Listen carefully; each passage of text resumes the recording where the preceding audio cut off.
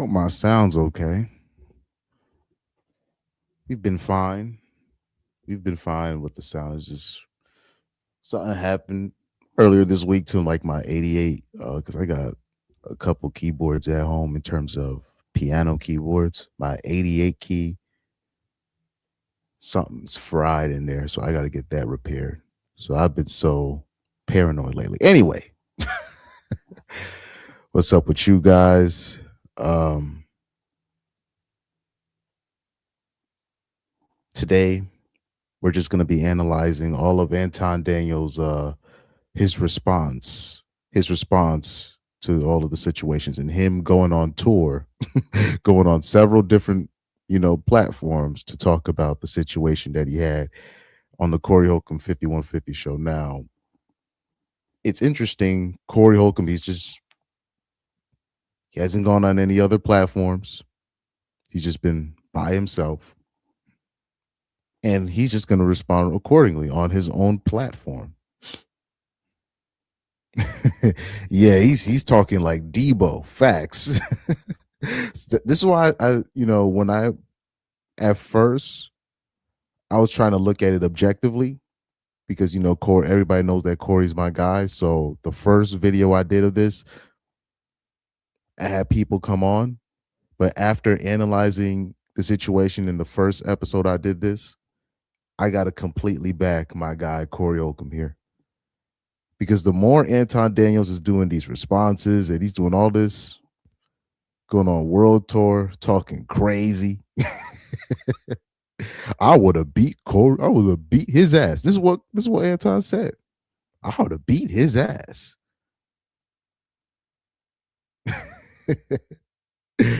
Oh man. And this is the kicker too. Watch this. You can even see in one of these videos where he's talking and he says, "Man, Corey was shaking." I don't know how many fights that Anton Daniels has been in, or if he's ever dealt with somebody. When you're dealing with somebody with a serious anger problem, they'll shake. Like they'll shake. I'm not just talking about myself now. I'm not just talking about myself. I knew certain people that they were trying to change, right? they're not trying to be, they're not trying to beat people up. But somebody would test them, they would try them, and then they would just they're trying to hold it in, and they would physically shake. You could see them trying to just trying to call themselves, right? Because they would whip somebody's ass, right? So I'm looking at this guy and he's talking about shaking.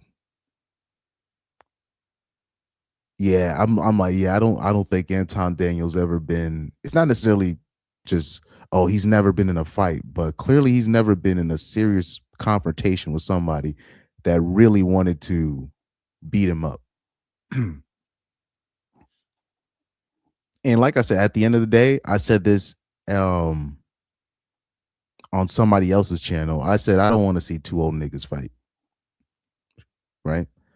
But when he said shaking, he went on Jason Whitlock's show and on his own show talk about Corey Holcomb was shaking. Of course he was. That's what happens when people get mad at you and they try to hold it in. Like after what you pulled, and you did a little bit of a troll job on the Corey Holcomb 5150 show.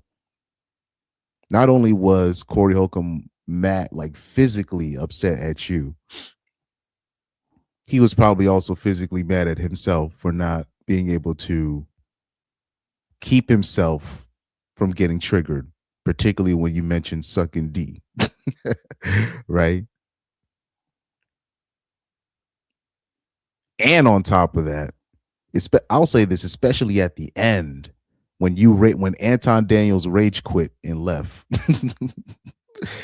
When he rage quit and left, and Corey Holcomb spilled the beans on who you came with in the studio that day.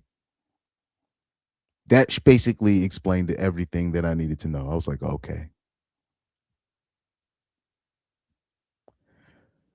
Shout out to the Unwelcome Party joining in on the chat.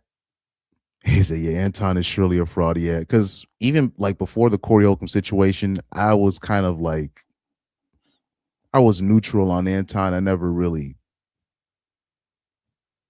whether to be pro Anton or not pro Anton.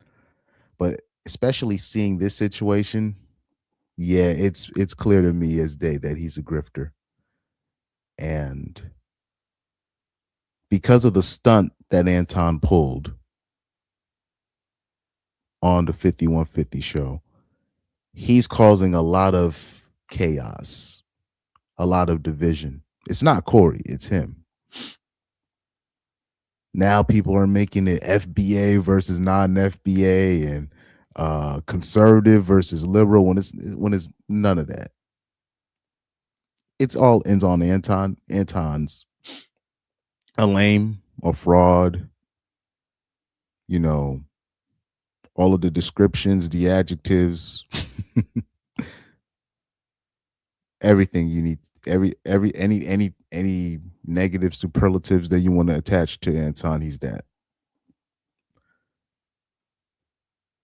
Pyro, shout out to Pyro in the chat. He says somebody was shaking. Are you crazy? I'm not fighting nobody. Think shaking, they gonna beat you to near deletion. Yeah, some people particularly, I'll say me, physically, I remember like when I was a kid or when I was younger, when I had serious anger issues, I never really fixed it, honestly. But I can tell you myself, me and one of the more violent offenders that I know, whether it be, I knew like this one broad who was she like we knew she was a dyke before she became a dyke. She was one of those like she would like we were seriously scared of this broad because she would really beat ass. But I remember her specifically and me and others, we would anytime we're trying to hold something in, we would just like physically just shake. Just straight up just shaking. Particularly with our hands. Because you're trying to keep it together. Like even like I remember one time even like I remember when I was playing soccer and I really wanted to beat my coach ass because he had took me off. I felt like he was being unfair to me at the time. Um, I didn't even say anything to him, but I was just on the bench, just literally just tapping my foot because he wasn't gonna put me back in. I've never really um because even since that moment, I've never really liked him since because I found out how he really felt about people like me. But that's a whole other you know issue for another time. But I remember I was just sitting there, just clearly not. I wasn't sitting still. I was definitely not sitting still. But yeah, Anton need to chill for a minute. He need to relax. Um, I don't like I said. I credit Corey Holcomb for keeping it together because you could see him try like he's literally physically calming himself down in his head. You can see him just like, okay, let me chill. Let me just chill for a second. I already told because he's probably disappointed in himself because he told the whole 5150 nation we need to see two men of opposite thinking come together and see we need to see basically a respectful clash. And he probably felt like he let 5150 down by getting up in his face and checking Anton, you know. Shout out to Reaper in the chat. I might open it up. I might open it up. But because I'm trying to keep it until 8. I gotta sign off. I got a quick sign off at 8. But depending on where we get on the channel, I might open it up depending on where we get on the channel. Timothy Taylor 9835 says Anton's not street smart. You never get on social media 10 times a day saying you punked somebody who gave you a pass. Yeah, that's what I've been seeing from him. Because now I'm looking at him at all these shows. Now I'm like, yo, what's going on? I would have beaten Corey's ass. By the way, if you're a real fighter, why would you even brag on who you would have beaten in terms of I would have beaten an old nigga's ass. Because Corey's what, like 56, 57, and according to reports, Anton Daniels is a short, fat nigga with small hands. um,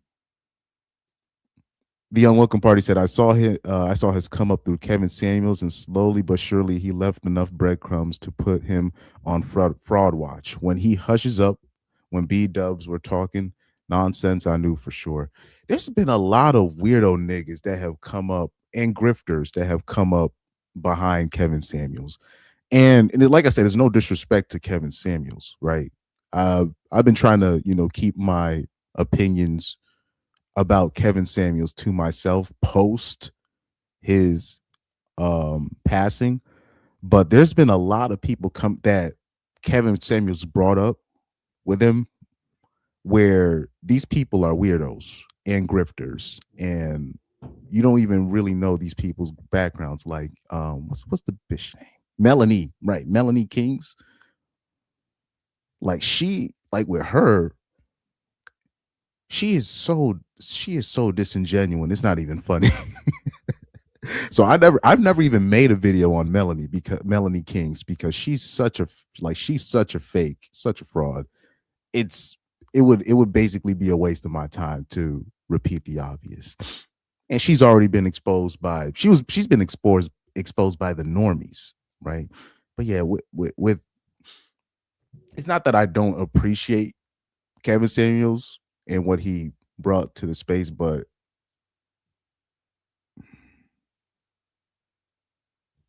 he's ushered in some people here, a lot of people in there where I have a lot of questions about them, right? Even like, look, when Kevin Samuels blew up, I knew why he blew up. Like I know exactly why he blew up, because he had almost it's not necessarily just because of the women and who he was debating, but he did come across as quote unquote feminine, right? So he was able to lean, now to Kevin Samuels' credit, he was able to lean on that and use the normies, you know, their ignorance to his advantage, and was able to prop himself up in a higher way. But he took advantage of that. That's why he was able to rise up how he went. How he went. And plus, if the broads were just able to mind their own business, Kevin Samuels would even have blown up like this. But my opinion of Kevin Samuels at the time, I thought he was a bit light in the loafers, to be quite honest with you. I even said this on his channel while he was alive, So that's why I was like, I don't know about this guy. I mean, shout out to him. But now specifically seeing the people that he brought up and the people that, like, basically the disciples of Kevin Samuels, these guys are embarrassing. And clearly a lot of them were grifters, particularly when you're talking about guys like Anton Daniels, Mr. Bag Chaser, Melanie, and many other people that I'm blanking on right now. So it looks like Johnny Retro 84 has returned. He says you're still making excuses for Corey. Good Lord. Adama 7752 says, I'm happy no one stole my shoes during that debate. Oh yeah, I already know. White dudes are just looking at this encounter and they're just eating their popcorn, and rightfully so.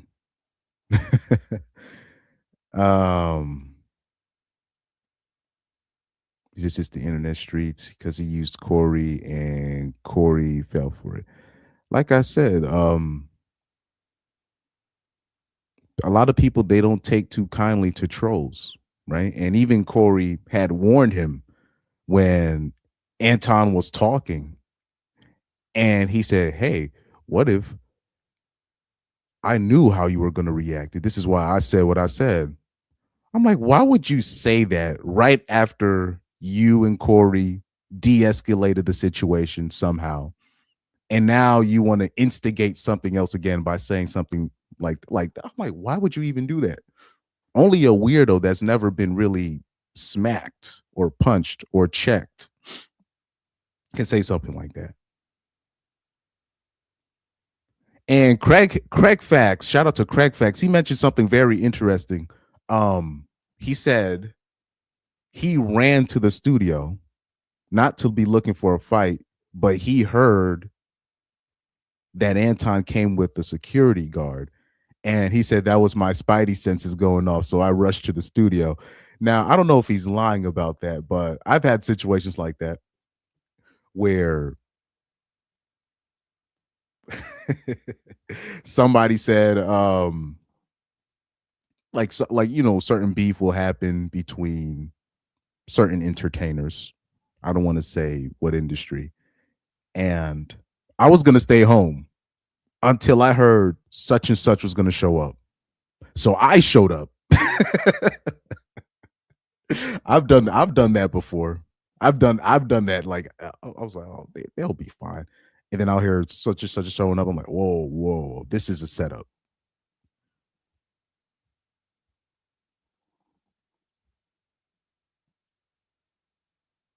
Even oh, dude, even on now you want let me leave my family business out of this.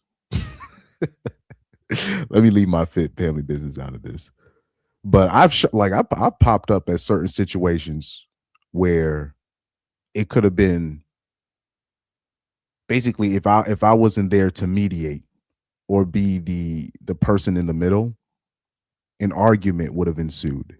I've done that before and just played just to make sure everything's straight because I would know both parties and then or people had enough respect for me to not try to pull a fight or nothing. Like some people are not, they don't know how to de-escalate. When I was younger and I was playing soccer and I was one of the older kids on the team, right? I'm not going to say what team. Something happened at the end of the game. It was a tie. We didn't win, but it was a tie. But honestly, for the conditions that the way the conditions were, a tie was a win for us. So at the end of the game, the other team was trying to instigate a fight. I could see it because I was on the bench. And at the end, one of the players tried to pull a bush league tackle. My teammates were about to run on the field and quote unquote defend their teammates. Dude, I had to restrain these people. I'm like, are you guys fucking serious right now? That was like the maddest I was that whole season. I was like, are you guys serious? I was like, can y'all sit y'all asses down? Man, I had to pull these. Man, I'm like, we're not leaving the sideline. We gonna leave this field with a goddamn tie. And we're gonna go on the bus and we're gonna go right back to school. That's what we're gonna do. Some people they don't understand escalation, de-escalation. They don't understand when people are trying to bait you into something. I told you the time, even when I got triggered, it was during a league match. Recently, I talked about how the guy slide tackled me in front of my whole team, and he waited for the ref to turn around, and I was so mad. But the captain, he was smart. What he did, he subbed me off immediately.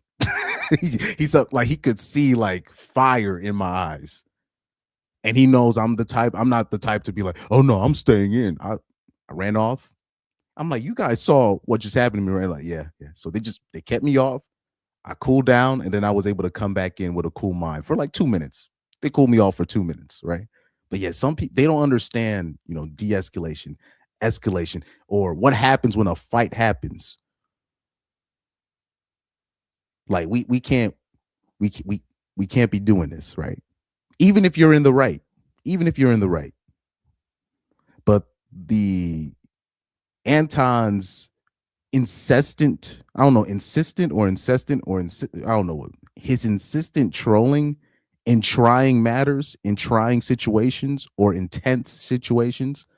Clearly this guy has not been in much conflict. or has been in a position where he could have been seriously hurt, where there are serious consequences for not de-escalating a situation. XVY Jay-Z says Anton is built like Tinky Winky. Oh, from the Teletubbies. That's crazy. And Anton Twinkie Winky Daniels. It's got a nice ring. It's got a nice ring to it. Anton Tinky Winky Daniels. That's got a nice ring to it. I like that. Timothy says, if I was Anton, one and only security guard, I would have told him that I'm not fighting California and Chicago for you. Yeah, that is true. Because you like I said, he was in LA or Inglewood, wherever he was. He's around that area. I'm not trying to fight. If I'm pulling up to somebody's studio, even if they're mad at me, even if they're trying to gas me up, I'm going to try to de-escalate because I'm in away territory, right? But clearly that's why Craig ran over there, because he was like, oh, this dude came in to start something. And that's great. If Craig is not lying about that, that is great awareness from him. It's only a few people that got that kind of awareness. Like, for real. I don't know if Craig is lying about that, though. I don't know. But I'll take his word for it. I'll take his word for it, because I've done the same. But shout out to the people in the chat. Shout out to Reaper Rail coming in. He says Anton went from paying people for hugs and wearing hot dog suits to relationship-ish, from Kevin Samuels to right-wing rhetoric. Yeah, we all know that right-wing grift right now. Even like I used to compliment people like like Candace Owens, because she's grifting a little bit. Now, I know Candace Owens is a plant, but I do like her because she was one of the few right-wing people to call out the small hats when it wasn't popular to. But Candace Owens, she's grifting as well. She's you know what I mean? We all know that. But anyways.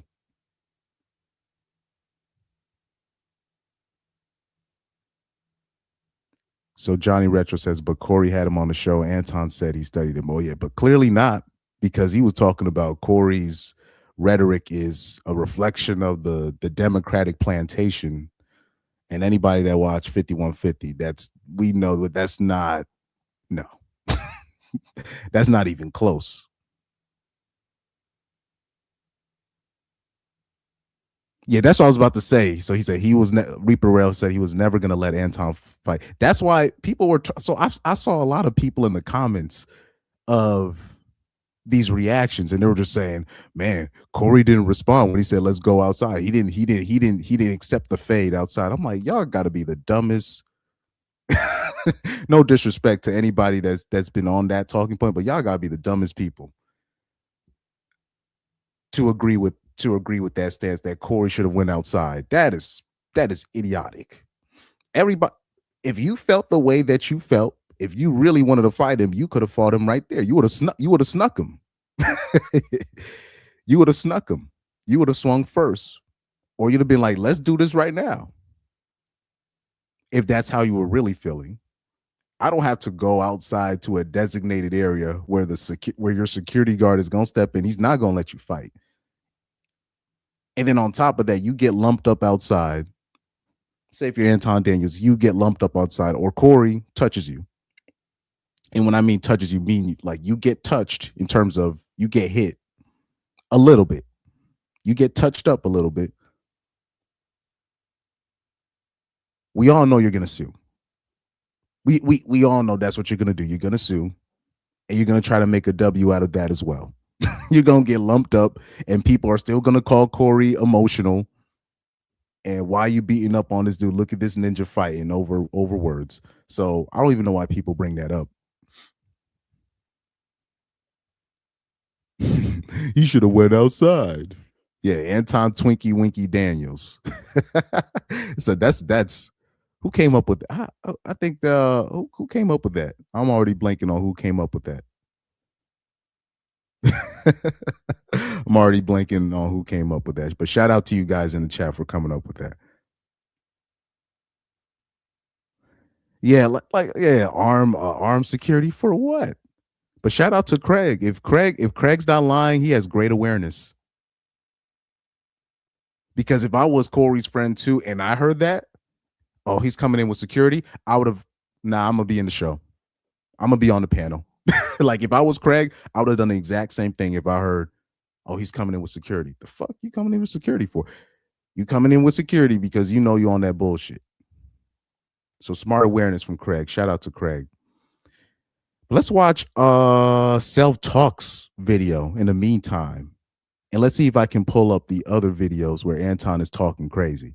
Shout out to Self Talk on YouTube. And now you have to sit here and think about it like, okay, because I just seen Anton Daniels on Jason Whitlock's YouTube channel. I'll have the screenshot right here. They was talking about the Corey Holcomb situation. Anton Daniels was talking about how, you know, Corey Holcomb was shaking like a stripper.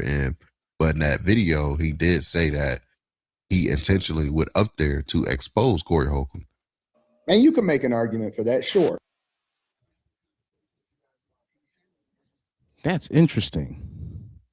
So I did watch some of the Jason Whitlock video, and I did watch the part where he basically went up there with an agenda. So you came in there in bad faith, and you admit that you came in there in bad faith, and people are still taking Anton's side. That's wild. But like I said, Anton may have won the what do they say? Anton may have won the battle, but Corey's going to win the war. Now, Anton, he could have kept his quote unquote W, his industry W, by keeping silent, but him going on tour on all these people's platforms, especially like a hoe ass nigga like Jason Whitlock, right? You going on this guy's platform to talk crazy about Corey Holcomb, that's gonna be looked as that's gonna be an L for you, buddy. Going on Jason Whitlock's platform, just in general. But I also understand argument for went up there to expose Corey Holcomb.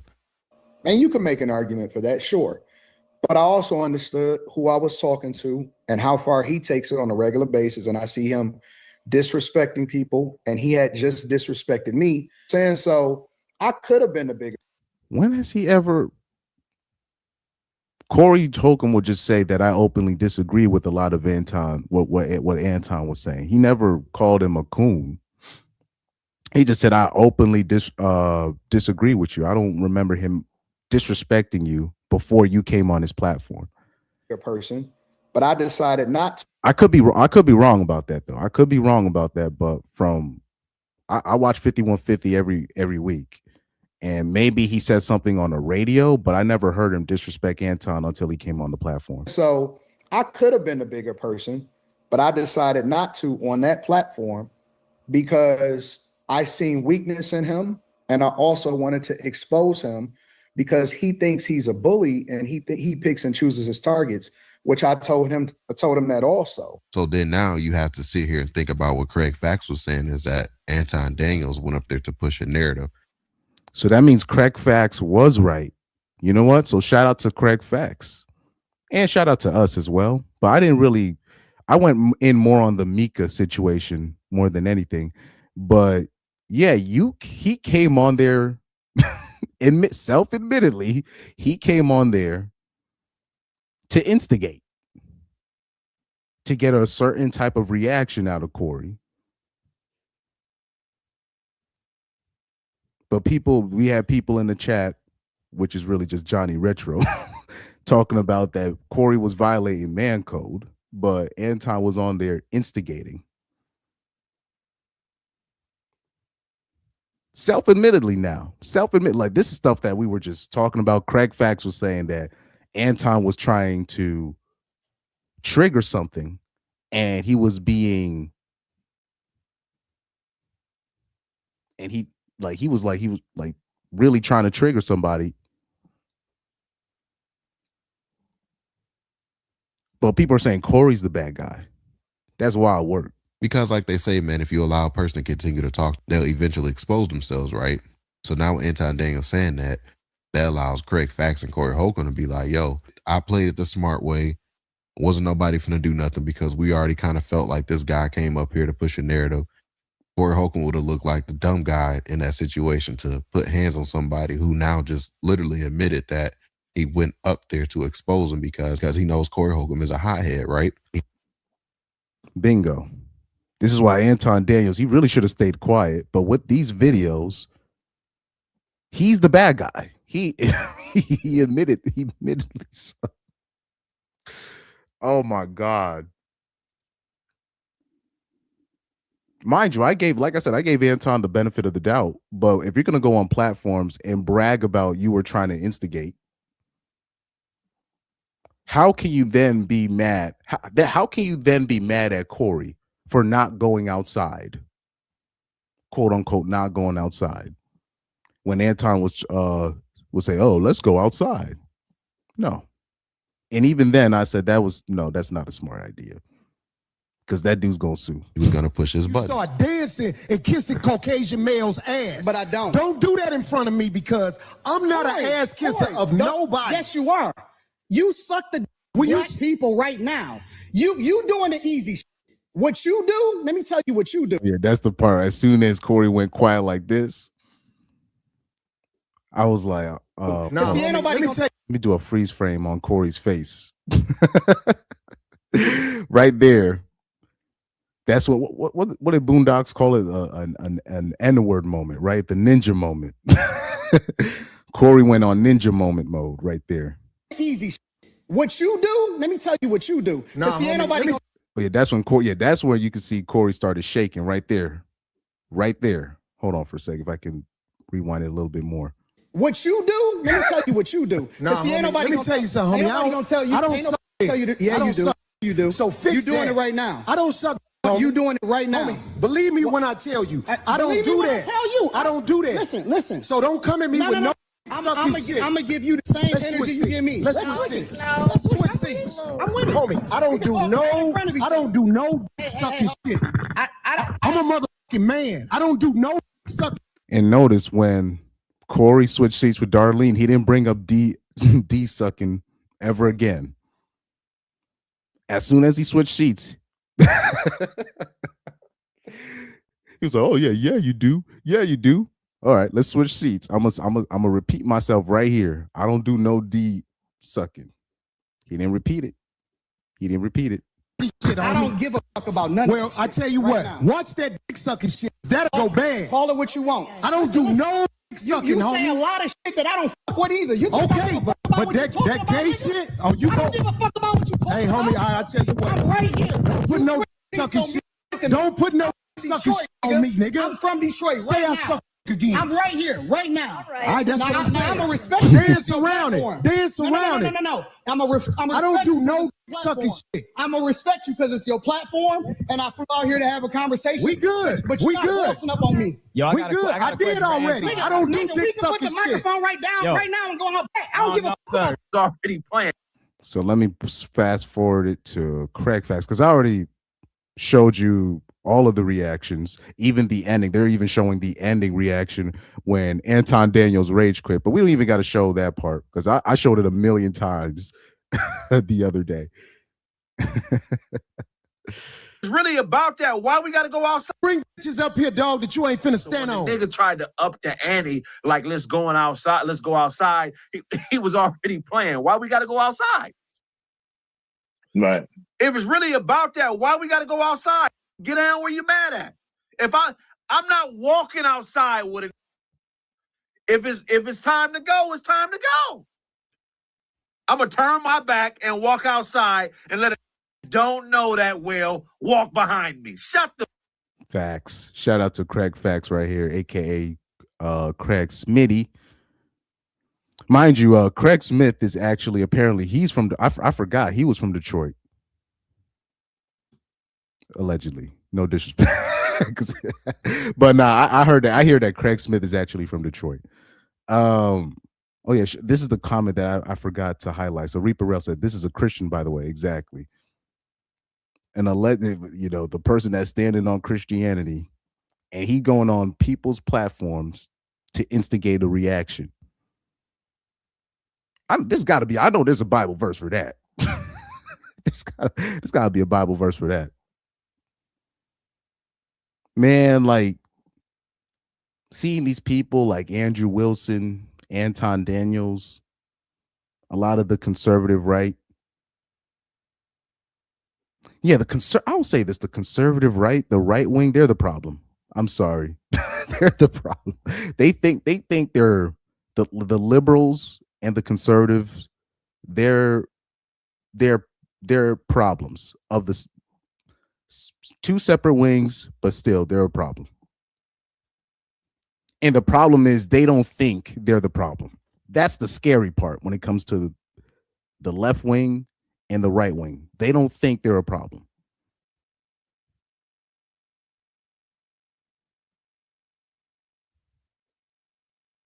Even when it comes, I don't like bringing up the incels, because anytime I talk about them, my channel gets a strike. Something weird happens to my channel. But even like when you see, let me give you an example here, right? When you see those people in the comments where it's like a black dude and a white girl, and they have a picture together of them in a relationship, and you'll see obviously a lot of hateful comments from young men. Now, when the normies see that, they think it's from the incels. It's not. Those are not the incels. Those are conservative right wing dudes on the comment section. Because if you click their profile, what you gonna see on a bio? Christ is king, and a Bible verse. Those are not incels. Those are right wing young dudes. Those are not incels.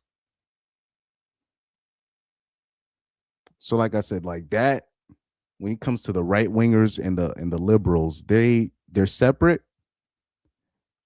But what scares me about these people, particularly these people that like to stand on politics, they don't realize there are two massive problems in the normie world. They're both a problem, but yet both of them think they're the solution. So the donkey's voice, he has said earlier, he said, Corey said he kissed his ass. When somebody's telling you that that you're kissing somebody's ass, those are not fighting words. Like you'll have a girl tell a boy this, or a boy tell a girl this, or a girl tell a girl this. It's not, when somebody's saying you kissing ass, that means you're sucking up to somebody, right? And even just saying sucking up, that's not a gay thing. But when you're saying sucking D, oh, you sucking the D of somebody, that was Anton upping the ante, right? Kissing ass, that's no homosexuality is not implied there at all, right? Kissing that, when somebody say, oh, you kissing somebody's ass, those are not fighting words. If you say, oh, you're sucking somebody's D, or you telling somebody SMD, those are fighting words, right? I thought I didn't have to explain that, but here we are. Oh man. So somebody said he said it twice. No, he didn't. Look, when Corey Holcomb switched seats with Darlene, and he told him, he put the microphone away. He said, say I suck a D again, right?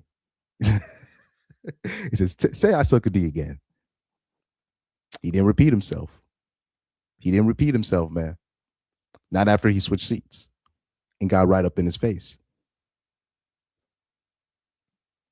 The unwelcome party said, this is what Anton said. He said, I'm gonna respect you because it's your platform. He said, this ninja has disrespected Corey's platform multiple times in less than 1 hour.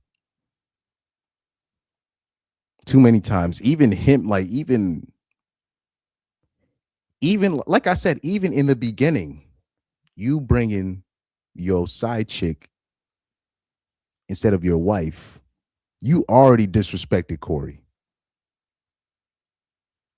off rip, if I invite you, especially if you're representing what you're representing, a so-called Christian, so-called right-wing, whatever, Republican, whatever, black, whatever, and you showing up with your side chick. So sorry, you showing up with a woman that's not your wife, and just off rip, you already disrespecting me. Then on top of that, you asking that girl to join a panel, and we did not speak about that. Yeah, you already starting off wrong. You starting off wrong. Yeah, exactly. He said that dude didn't want any smoke with Corey. If he really wanted the smoke, you'd have got down on the platform. You wouldn't have to ask to go outside, man. Please. That's a trap. Oh, yeah. Catch me outside. How about that?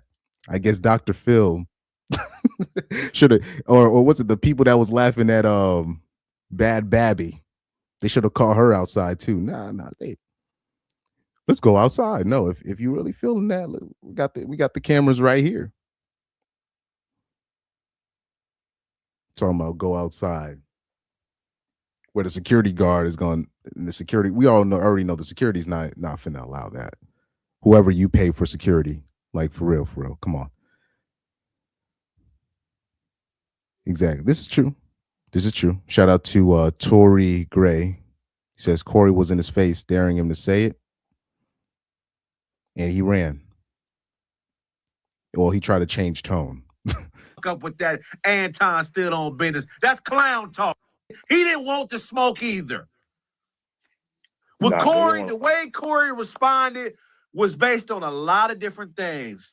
One of the things I feel like was in the back of his mind was the whole Zoe and Ari Spears situation. That man had facts. That's why Corey was like, look, even like right afterwards, he's like, look, I don't want to do this. I don't like running up on people and trying to check people and all this stuff. It's just certain times, if you say a certain word, there's a certain way that when men are talking to each other, we need to respect each other. And that's why I gave Corey a lot of credit for really de-escalating the situation. Even like most people, when they get triggered, they'll just go right ahead. And I do think that Zoe Williams, Ari Spears situation was in the back of his mind. I do agree about that. But like I said, Anton Daniels, clearly nobody's slapped him, or nobody's like really ran up on him. I don't know if you haven't noticed, ever since Tommy Sotomayor, he got stole on when he was at the when he was at that Harlem thing. He's kind of reduced his public appearances ever since then. Something happens to you, when you get slapped in public, or when somebody checks you with physical violence. What Anton Daniels doesn't understand, Corey de-escalating the situation, Corey calming himself down and try to keep himself in check, that was sparing Anton Daniels. He was sparing you, but unfortunately, I don't think when you spare somebody, a lot of the times they don't really learn their lesson, right? A lot of the times your lesson is going to have to be learned in blood. And Anton is going to try the same nonsense with somebody else, and he's going to get punked, like seriously punked. I don't even know. It won't even be, I don't even think it's going to be from like a black comedian or a black entertainer. It's going to be from like a white entertainer or something. And then Anton Daniels is going to talk about racism right after that. That's what's going to happen. He's going to talk crazy, and then it might be like a white entertainer that's not playing that. He gets popped physically, not by a gun, physically. Then he's going to talk about racism. But like guys like Anton, clearly he's never really been in a fight or a team, like a team setting or a setting where he needs to hold up the end of the deal in terms of keeping things together. But like I said, these are also the symptoms of somebody that got into some money, some clout, some fame later on in life, but never really got any of that in his younger years. So the donkey voice said, if someone says F your mom twice, you're going to ask them to say it again. No, bro, when he said it, is one thing if you're saying it and there's somebody in between you. When he moved seats, when there was no barrier, he didn't say it again. He didn't say it again. Once Darlene, the barrier, was removed, he didn't say it again. People say all types of stuff, like somebody will talk crazy to you in a parking lot and there's all these cars and all these people between you. But once you run up right on them, it's different. It's different when there's no barrier. Yep. Tory Gray once says a lot of money was lost by Corey over the Zoe stuff. Yeah, people don't understand. I was trying to explain that to, Johnny Retro 84 yesterday? He was trying to bring that up as a side point because he knew he lost the other argument with Anton Daniels. People don't understand. He lost a lot of money with that. And not only money, potential opportunities of other celebrities wanting to come on the show.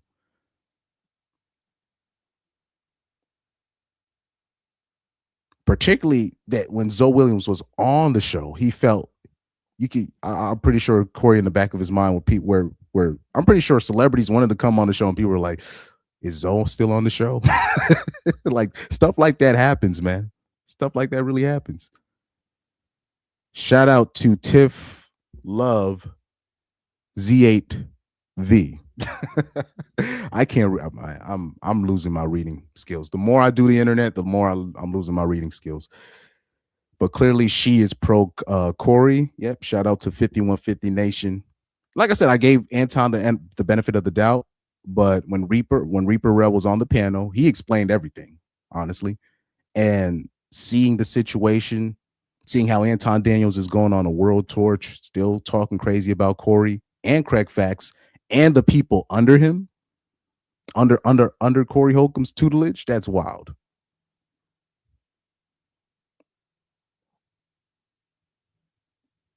Anton Daniels is a confirmed grifter, punk, all of that in my eyes. To pay 20 grand because of that fight, and he felt like he caught on to being baited. Oh, I'm not about to. This ain't gonna happen. I'm not doing this again. Because we don't. How can you even be mad enough to really go through with fighting them? Barely know. Right. Where's the anger coming from? You gotta master a technique where you find somebody else you mad at in the back of your brain when you fight them. Barely know. You feel me? Right. You got to go back to a station that happened to you to fight a stranger. you got to. But to just be dialed in and ready to get out and fight with a disagreement that you barely know, there's no, unless you're wrong with you in your brain, how could you sustain that? At some point, as a logical person, you're gonna be like, I'm tripping. You were about to do it then, but the man thought of he considered the background for you. He said, "Let's step outside. Not gonna mess up this background." And he sat back down. Now, when we were younger, it was a different type of niggas. Wait, hold on for a second, Reaper. If you're still in the chat, please educate me real quick. Did Marcus stick up for Anton? He better not have. Did Marcus stick up for Anton? Oh, don't be that kind of dude, bro. Don't be that guy. Just because you and Corey had a difference. Come on, man. He bought you a car, my ninja. Don't tell me Marcus stuck up for Anton. Don't do that, man. Don't do that. Oh, man. I'm so disappointed in you, Marcus. Yeah. We had niggas that didn't fight. Mm-hmm. We had niggas that had to be amped up to fight. Mm-hmm. And we had niggas that would pop your ass with the quickest. Now, the niggas that didn't fight just didn't fight. The niggas that had to be amped up, they would say, I bet you won't knock this off my shoulder. Oh, I bet you won't. I bet you won't knock that off my shoulder. And the niggas that fought would just pop your ass. Yeah. You say something crazy and they just, you know it, you got hit in the mouth. Mm-hmm. Now, last night I seen two individuals that fit the narrative of one of those three men I just mentioned. I would, if y'all sister come to mind, I would let y'all figure out which man of those three I just described. Now, I will say this. So he's not even willing to stand on it. Marcus, that's some whole shit, man. Come on, Marcus. I never envisioned you to be a hoe ass nigga, man. I never envisioned that for you, man. This is come on. Didn't Corey buy you a car? He really helped you in the game, man. Look, there are people that have helped me in the music game, and even though I don't work for them no more, or things happen, even though I haven't had any major falling outs in the small circuit I'm in, even though we might not do business anymore because I'm moving on to different clientele and all that, you still respect the people that gave you a boost. You still got to give them respect, man. Come on, man. Telling someone that they suck is a highly disrespectful. I don't know your upbringing, but from my upbringing, absolutely. That is a very highly disrespectful comment. And when one has a highly disrespectful comment towards you, that has put you in a state of anger, then if they don't correct that, then we have to go to fisticuffs. He's stupid as hell. Because like they say, man, if you allow a person to continue to talk, they'll eventually expose themselves, right? So now with Anton Daniels saying that allows Craig Fax and Corey Holcomb to be like, yo, I played it the smart way. Wasn't nobody finna do nothing because we already kind of felt like this guy came up here to push a narrative. Corey Holcomb would have looked like the dumb guy in that situation to put hands on somebody who. Like I said, shout out to Corey Holcomb again. Like I said, he wins that. He definitely wins that. Especially if you're the so-called ops and you're bragging about instigating a certain type of behavior, man. Come on. Tory Gay said Mark has been lame for a while. Says 80 now. Oh yeah, there's 80 people in the chat. Yeah, he said, dude's mic sounds like he talking to a stuffed animal. Like, yeah, Marcus, this boy here. He said, I only saw Marcus say that both guys didn't want to fight each other. He said, I don't think Marcus talked bad on him. He better not have. But it was interesting what he said right there. That was still, I'll say this. I took that as shade. I still took that as shade when I was hearing him talk. Because he felt like both didn't really want the smoke. Well, at the end of the day,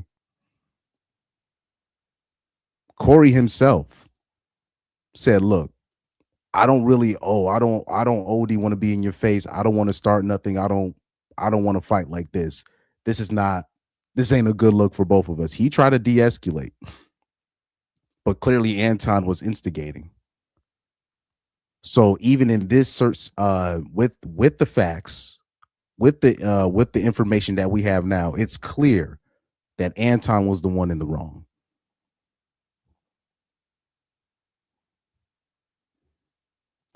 Tory Gay says you can tell Anton round body built ass is not used to fighting.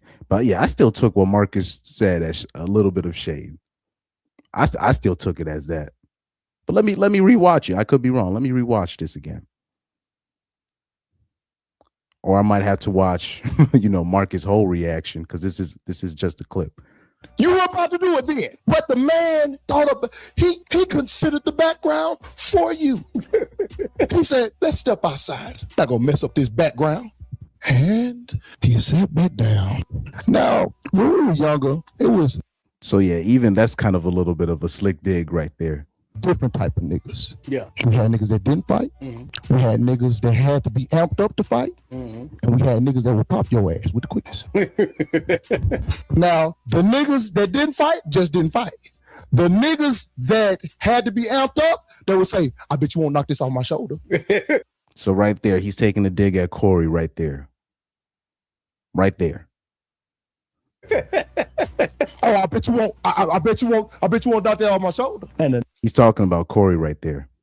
And this is how I was able to confirm that. Right when he says Watch this. Hold on. Watch this. Niggas that fought would just pop your ass. Yeah. You say something crazy and they just, you know it, you got hit in the mouth. Mm-hmm. Now, last night I seen two individuals that fit the narrative of one of those 3 men I just mentioned. I would, if y'all, I would let y'all figure out which man of those three I just described.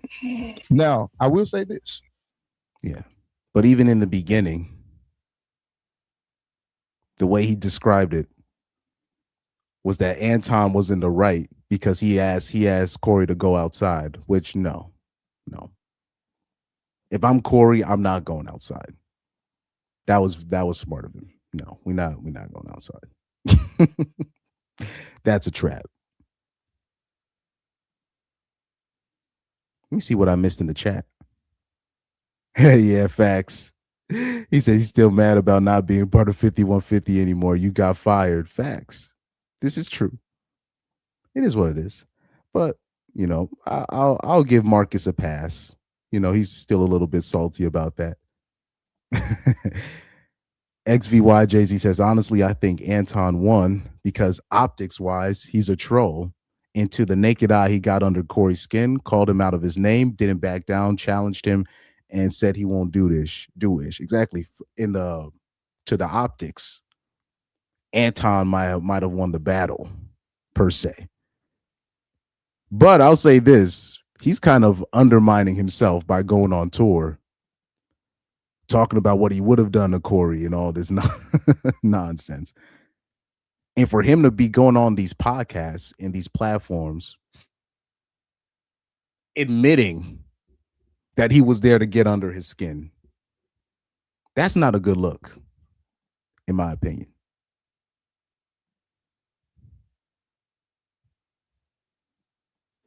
Reaperell said, I can't get mad at Marcus for his anger at Corey. He said Corey did some shady-ish to Marcus. I'd have to remember what he did specifically to Marcus. I'd have to remember. All I remember is this, Reaper. This is what I remember. This is what I remember with the Marcus situation. Nobody in the chat liked Marcus. That's what I remember. I remember it was like when Corey was kind of introducing Marcus onto the platform, little by little, nobody in the chat liked Marcus. People can say what they want now, but I remember the chat and I remember the comments. People said that Marcus be lying about everything, blah, blah, blah. Then it's only until they fell out, then people were calling Corey a bad guy. Then people were calling Corey a bad guy for whatever happened between him and Marcus. The chat did the same thing with Grady. Grady would talk. People would say Grady be lying about everything. Right? It's only until Corey finally snapped and called out Grady for lying, and then they fell out, then people called Corey a bad guy.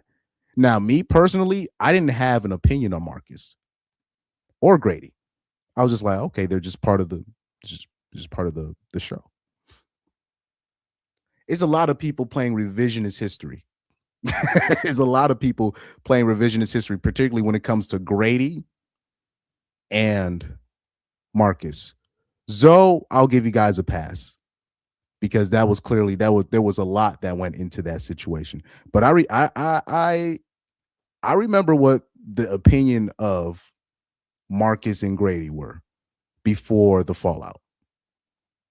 Because I used to be like, that's interesting. I was like, y'all gonna talk about Marcus not being able to talk and all this. I'm like, y'all finna talk about Marcus the whole time in the chat? Golly. Even in the comments. What do Marcus bring to the show? I used to see this. I'm like, damn, y'all going in on Marcus. Same with Grady. There was this nigga, all he do is lie. And it's only until something happened between Corey and them, then people just wanted to use it as a stamp. Oh man, Corey fall out with everybody, right? But I gotta remember what happened specifically with Marcus. I don't remember specifically what happened between him and Marcus. All I do remember is Corey would So he would bring him sometimes on the road. He would throw him licks here and there.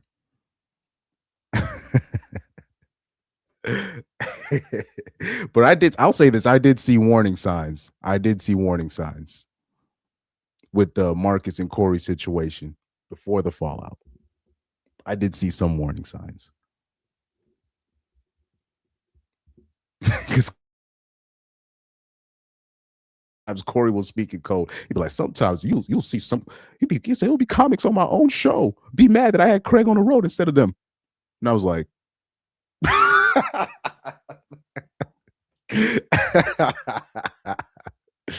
oh man, Corey be dropping some of the most obvious hints. Like I even remember he was talking about a story about a comic that was who was sleeping with a married woman, and then the comic had to leave outside. He had to escape outside, like he had to leave via the window. And people were like, which comic was it? He said, I can't say any names, but it was he just goes, it's a comic from Africa.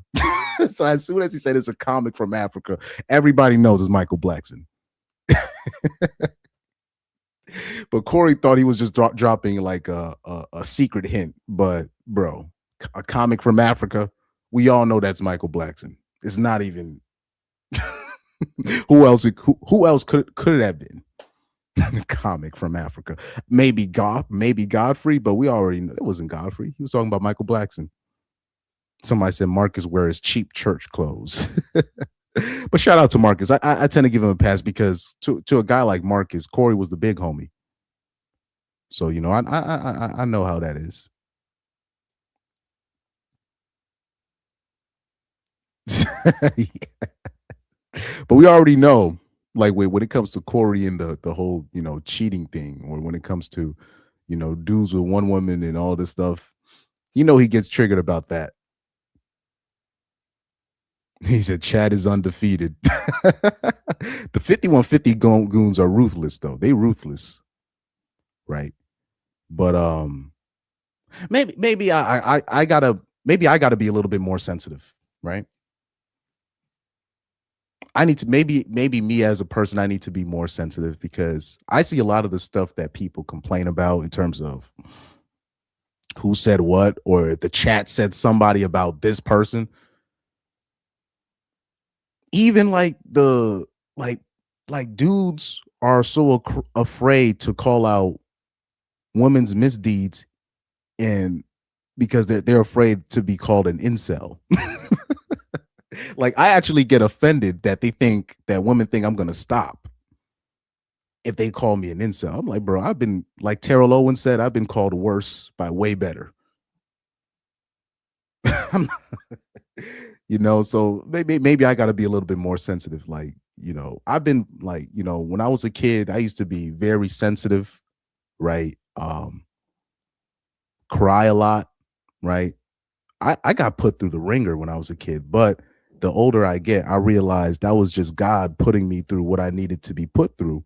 So now that I get older, I'm one of the few people in my friend groups, etc. If something needs to be said, now usually I'm quiet with my friend groups, but if something needs to be said, I'll say it. People usually come to me when it comes to, okay, what's your honest opinion about this? And whatever drama that comes with what I need to say, I don't need to say it. Sometimes I don't even need to say anything at all. Band I was in, I stopped answering texts for a couple of days. They made the certain adjustments, and I was right back on board. And they were like, we knew, they literally told me, Chris, we knew something was wrong when you didn't answer your texts for a couple of days. And they made the exact adjustments that I wanted to without me even having to complain. So that's just that's the type of ninja I am. It is what it is. So let me read the $5 super chat from SOV724. Shout out to you for the $5 super chat. We do have a soundbite for any donations that come in. Donations.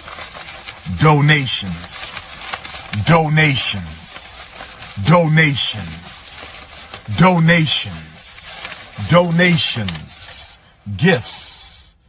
Gifts. Gifts. More gifts. More gifts. Shout out to SOV724 with the $5 super chat. He says that Anton versus Corey situation will convince lames and internet thugs that Anton took the W. But real ones know those Anton / Myron / Tatum type of dudes. Yeah, that those guys are a little bit. Well, Anton is not necessarily a self-hater, but he's just a mega grifter.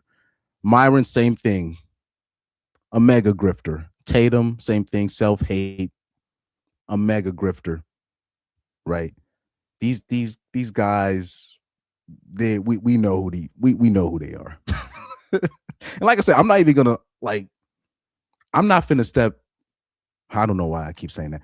I'm not going to step in the way of their hustle, right? They're hustling. They're doing what they do.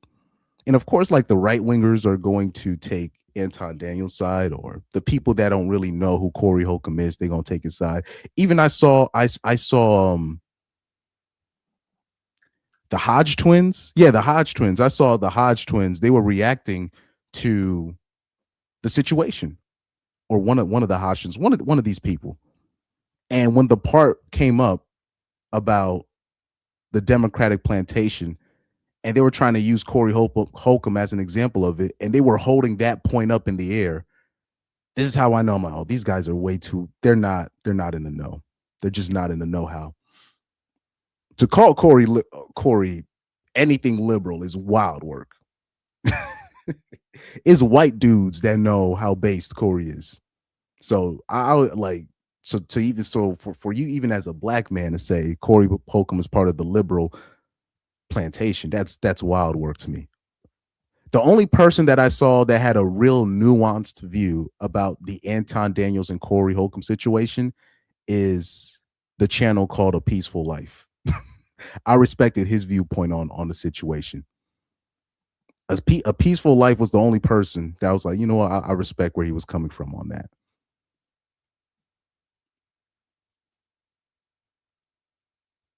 But yeah. Jigger grifter, if you will. Donations, I like that. Yeah, you like that soundbite? I love this soundbite, man. Donations. Donations. Donations. Donations. Donations. Donations. Gifts. Gifts. Gifts. More gifts. More gifts. Anyway, so this is a segment. This is a part of the reaction he had. He did a whole live stream about, his own reaction to the nonsense that Anton instigated. I wanted to react to this clip. I didn't really see the full clip of this because I didn't see the full live stream of his own reaction. But let's react to this clip right here. I know you ain't gonna let the internet for you, Corey. Jesus Christ, bro. I'm gonna make $1 million off of you, bro. I'm going to make $1 million off of Corey alone because I know the money game. Corey broke. A lot of people don't even really know that. Corey's struggling. Corey's struggling like a motherfucker. He had already alienated his friends. He don't.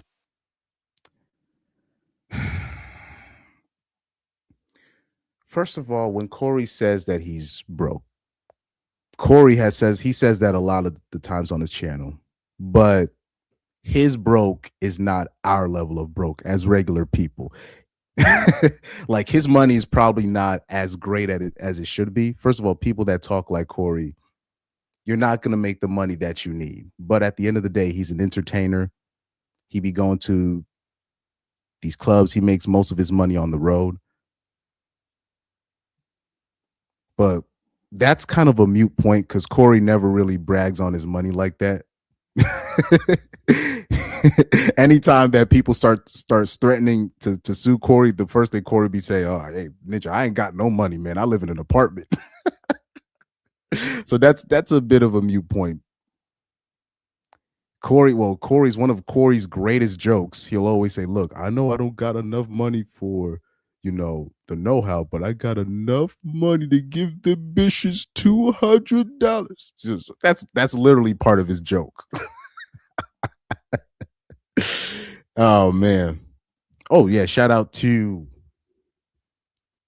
George Golden. He said, agreed. It's a gift because Corey is not a Democrat. What they're really trying to go against is Corey and his pro-blackness. This is true. This is true. Like I said, I'm not like the pro-black type myself, mind you, but this whole thing where people try to downplay, the FBAs and their gripe, I think that's a come on. even the whole infighting what's going on with black people with the FBAs versus the non-FBAs, I think is a bit ridiculous. But it is what it is. Corey Holcomb has always been a person. He really loves his people, man. I'll say this, he really loves the people. How about that? I'll say it like that. He loves the people. Stealth Genetics 1754 says, never trust a man spending real money on fake watches, claiming to be rich or financially stable. I could trust Anton as far as I could throw him. Facts. Exactly. Yeah, that's the comment right there. So XVYJZ says they misjudge a pro-black person as an automatic Democrat. I'm like, guys, you know that even I guess they might think Minister Farrakhan is a Democrat, but it's just not true at all. Or Khalid Muhammad or any of the classic pro-blacks, from back in the day. These are not political people at all. They're of the belief I'm not gonna say we, but they think they need their own political party. Now that's not gonna happen, but that's their belief. To say that, oh, they're Democrats, that's just very lazy analysis. I'm against that's really what I'm against. At the end of the day, I'm against lazy analysis. Because all of the idols or all of the people that I grew up watching, they were destroyed by lazy analysis. Oh yeah, shout out to XVYJZ says 72 in the chat. Let's get the likes up. Now I'm seeing 98 in the chat right now. So yeah, we gotta get them likes up. I don't have the Umar Johnson soundbite for that, but I got to get that. Really have no motion on his own, and so a lot of what he got to do, he got to hit the road. I could stay at home and be calm and cool and collected. Corey got to hit the road. Listen. Well, like I said, shout out to Undead Chronic. This is why Corey Holcomb is one of the few that can go on YouTube and speak his mind, because that's not his primary source of income, is to be online or whatever you're doing on the YouTube sphere. So this is why I trust guys like a Corey, or really comedians in general, because that's how they make their money on the road. If you're a guy that makes money on the road, that's more respectable. Or if you're a guy that doesn't rely on YouTube for their primary income, I'm not saying that makes you better than the people that make their money off of YouTube primarily, but I can trust you more, since you're not relying on YouTube to give you your money. So I can trust what comes out of your mouth, or at least I can be like, okay, what you're saying is coming from a genuine place. And I used to fight against this. Trust me, I used to fight against it when I would hear people say, stop, the people that make their primary money off of YouTube, you can't really trust them. And I used to really fight against that, but I get it. The older I get, the more I'm understanding that way. Man, these niggas is tapped. These niggas is tapped. These niggas is tapped.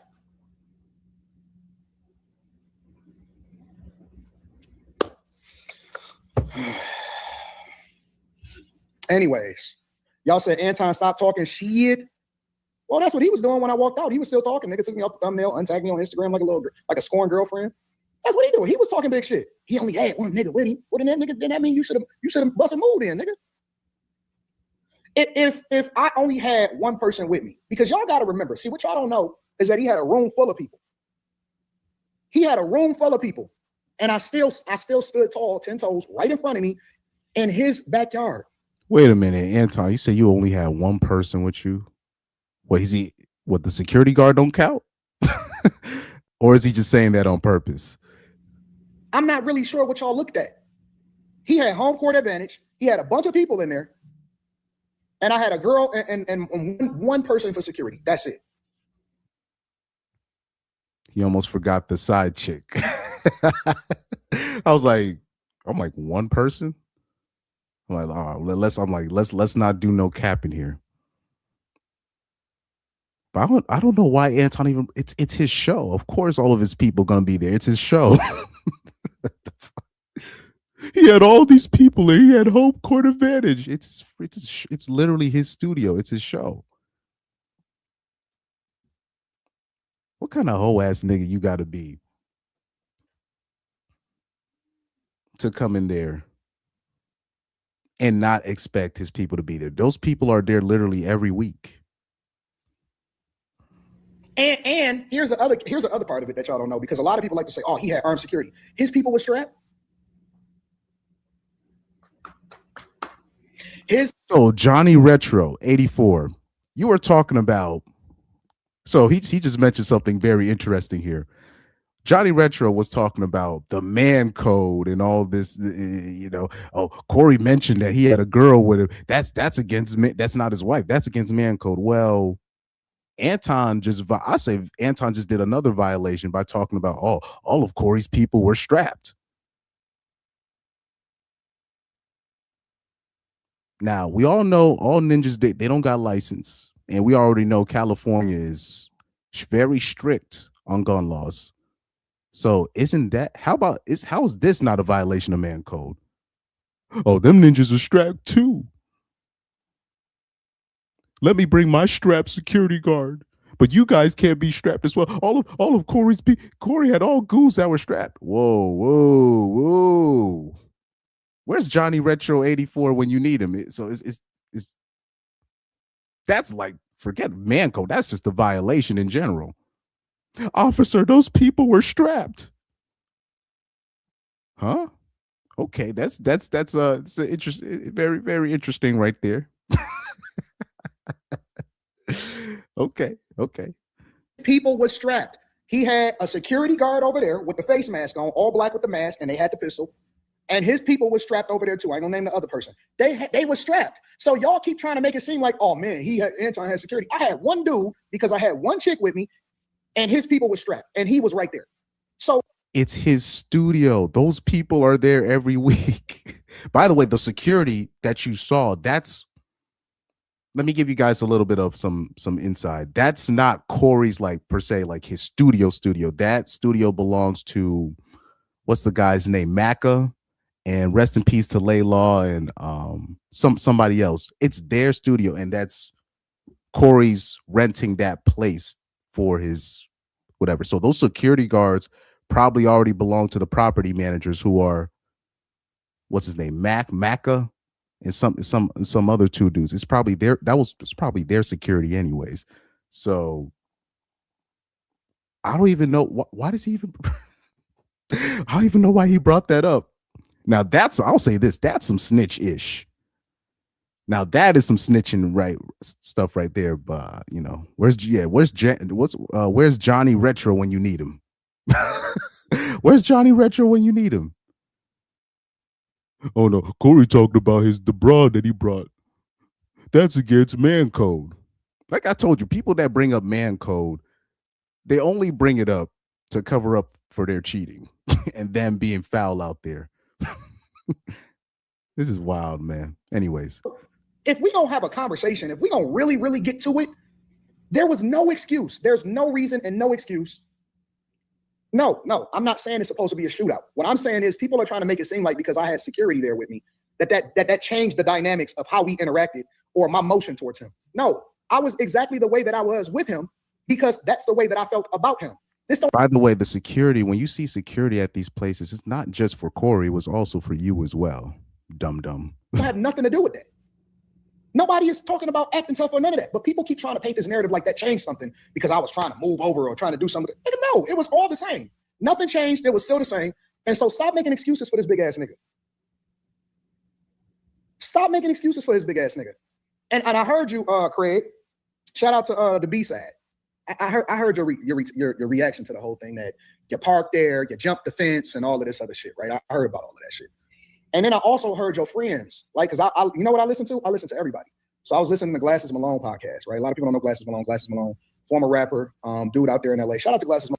Why don't you stick to Craig? Why are you bringing up all these other people, bro? I actually like his platform and his podcast. And I was listening to Glasses Malone, but first I listened to Craig's reaction. And then I listened to Glasses Malone. And what I realized is that the only reason that Craig had the energy that he had is because he had people in the group chat that was putting the battery in his back to go over there and defend his boss. Craig has his own platform, mind you. Craig has his own platform. And even then, if you watch the response video, he told you it's an honor to be on the 5150 show, right? He does that out of love. But Craig has his own platform. He has his own venture, right? It's a lot of people like that. I'm in a band right now. Yeah, we come together as a band, but we all have our own things. We all have our own artists, and we all have our own SoundClouds, all our own Spotify, pages. But sometimes when we come together, right, we're trying to come together so we can make something bigger happen, right? So Craig loves the 5150 show. He credits the 5150 show for shaping how we views things. So he always feels like he should honor the 5150 show. But he has his own platform. He has his own brand. He has his own podcast. He has his own comedian career. He has his own comic career. But there's nothing wrong with honoring the people by going on their platform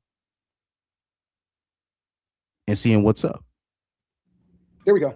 No other, nothing else. Dive over Darlene, fight, punch you, pack you out. Okay, so as I'm watching it, I'm texting the homie Craig, and I'm like, Craig, tell him, punch him right now. I'm texting the whole time, punch him now. Every time, hey, punch him right now. Craig, like, I'm not there. No, text Corey, punch him now. So Craig is the little homie.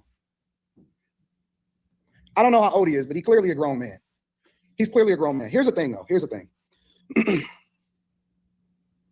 They taking orders from everybody else in the background, telling them what to do. Usually during the live shows, there's a lot more people that watch 5150 show than people will claim. I see Corey and not just Corey. I see a lot of people during the podcast. They're always saying that, man, people keep texting me while they're watching the show. So that's not an abnormal thing.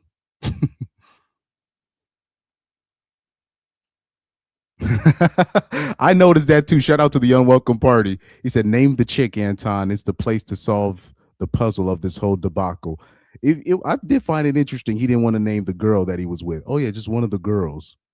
Like I said, people are talking about, but his wife already knows about Mika. Okay, if she already knows about Mika and all these people, say, hey, it was me and Mika at the show. Why not name that Mika was with you? Everybody else knew that Mika was with you, but you don't want to say it. And then you had the Anton Daniels in the chat, the Anton Daniels fans in the chat. Well, just because Mika is his assistant doesn't mean that he's not still with his wife. I was like, are you guys 2 years old? We already know what Mika's there for. An assistant, my ass. She's an ass assistant. BJ Reacts says, I love the thumbnail. I was going to use it on mine because that alone tells me a lot about Anton. Oh, yeah, I found that because that was his old profile pic. I think it's still his profile pic. Like, what kind of grown man sets his profile picture of him with duck lips? Only rainbow men do stuff like that. So I found that I'm gonna use this strategically just to show you the type of ninja he is, right?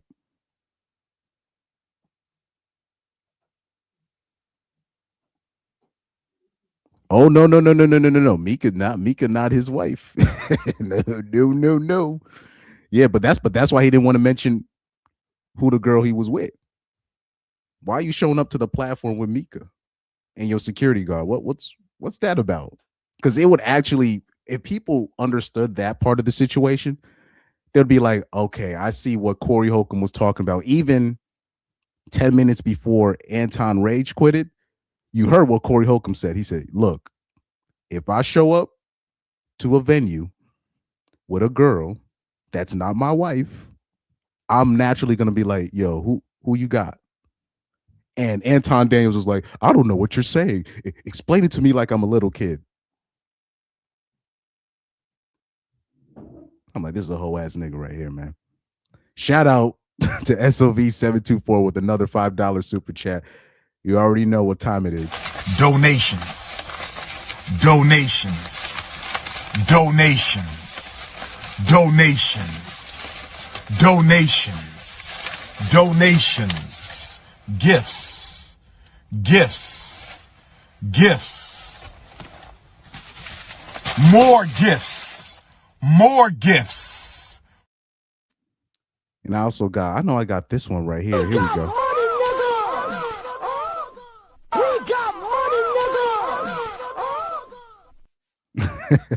I love that DJ Khaled soundbite. I think people forget, man. DJ Khaled used to say the N-word with impunity.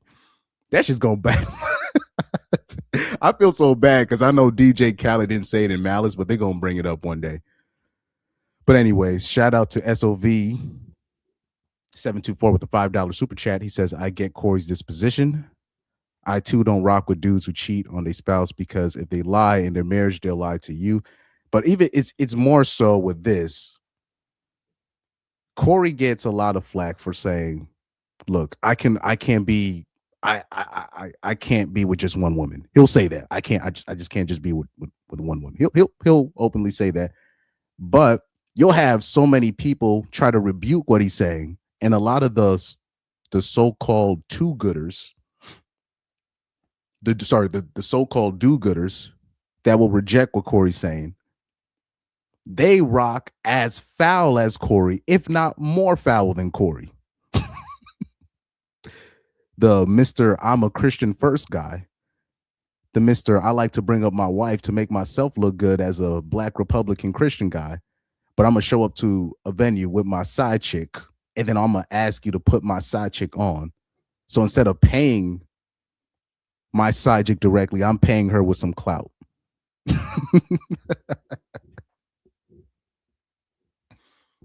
Corey, contrary to popular belief, people like Corey, they actually respect the entity of marriage more than these guys. It's almost like you got these Christian dudes or Christian people in general. They'll get mad at young people for not marrying or for just shacking up and just staying single. Yet, when you go to these jobs, if you work at corporate or even if you work at Wendy's, the biggest flirts on the job sites are married people. These are the people doing the most fraternizing, hunching, duck sicking, doing all of that is the married people or the men and women that already have girls or boys at home. These are the ones doing the most. But then we'll be at church or come at you tomorrow. I'm in a happy relationship and doing the most flirting at the job site.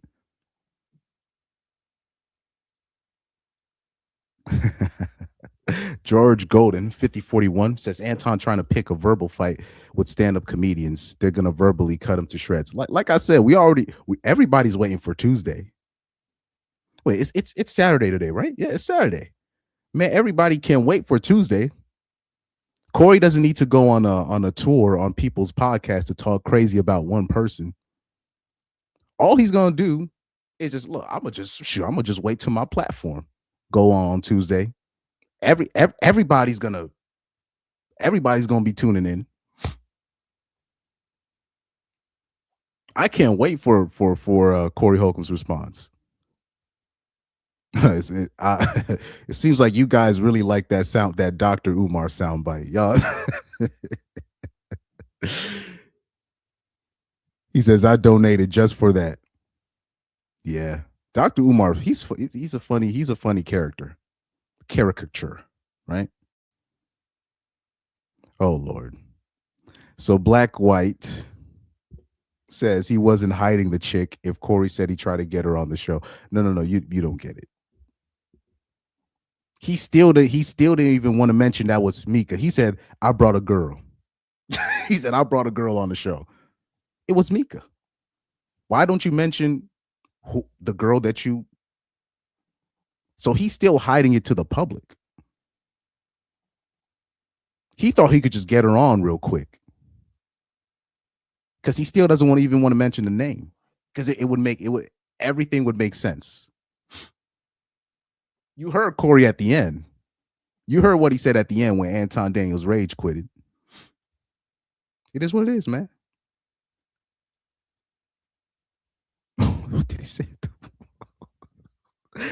BJ says wife is the beard and Mika is the mustache. Now, okay, I'll say this. I don't think Anton Daniels is gay. He's just a lame dude. He's just a lame. Right?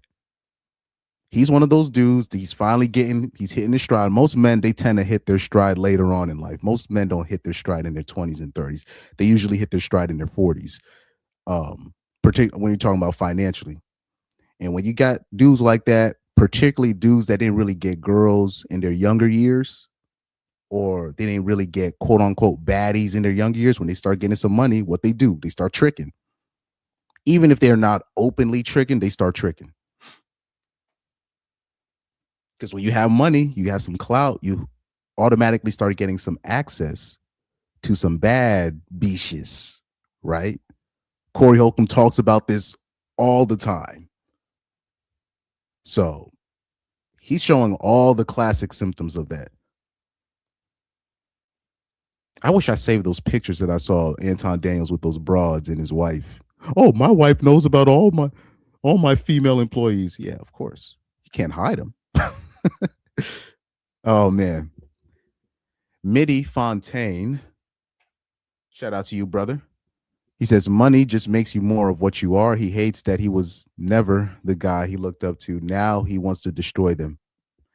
Yeah, it's a lot of those. And I'll say this, Anton Daniels is kind of hurt that Corey checked him on live internet. So what did he say right afterwards? Oh, Corey Holcomb picks and chooses on who he picks on. Nah, you were in violation, bro. You can't be talking about you sucking the D of black people. Just the part where you're saying sucking the D. You can't say that to people of that generation, right? Like even me growing up, I could be arguing with my dad, right? But as soon as I say something that even mimics a curse word, he's going to get mad, right? Because that's just the type of person he is. You got to understand the type of person you're dealing with if you're trying to make your point. But I'm just saying at his age, he should know that. I don't know why he's shocked that Corey G checked him for saying what he's saying. Like he should already know that at his age. Good Lord. He said, I hope Corey stays stoic. Oh yeah, he's gonna be stoic. Oh yeah. He's not gonna Corey not I'm gonna go on these podcasts and shit on this dude. No, he's gonna wait until Tuesday. He's gonna wait until Tuesday night, and then he's gonna say his piece. Even when he does like his interviews for like, the promotional interviews, when you got to do the promotional radio interviews before you go to the show, to your comedy show. Even with those, he doesn't talk crazy about anybody for the most part. He waits. If something big happens during the week or something needs to be talked about, he literally waits up until Tuesday, and then he'll do whatever he needs to do. Even when he's had his falling outs with certain people, he always wait.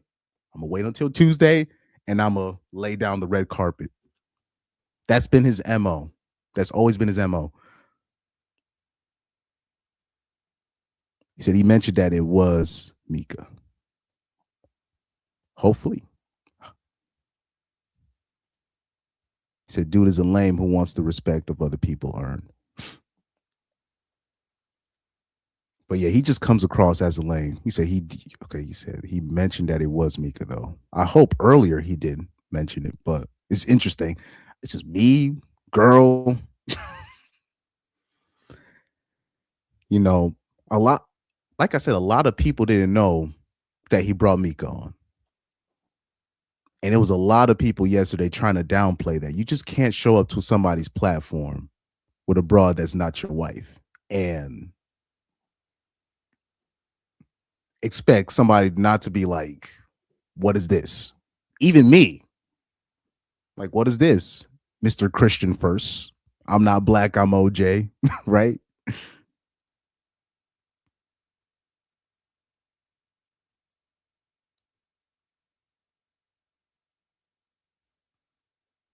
Trying to look for the comment that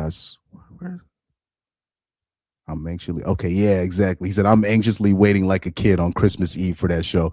Anytime something happens to Corey or something big happens where it's just unavoidable, I literally, dude, I particularly, there was a certain job I used to work, I would call off early just to get ready for that show. I'll say this, the most anticipation I ever had for a show was when Dwight Howard got remember when Dwight Howard got exposed by that dude for being down low? I don't know. People might not, because it's not a whole lot of people that watch the 5150 show. This was like in 2018 when this happened. Man, when that happened, I could not wait until 5150 show, man. I couldn't wait. I was like, yo, I'm like, Corey Holcomb about to go in.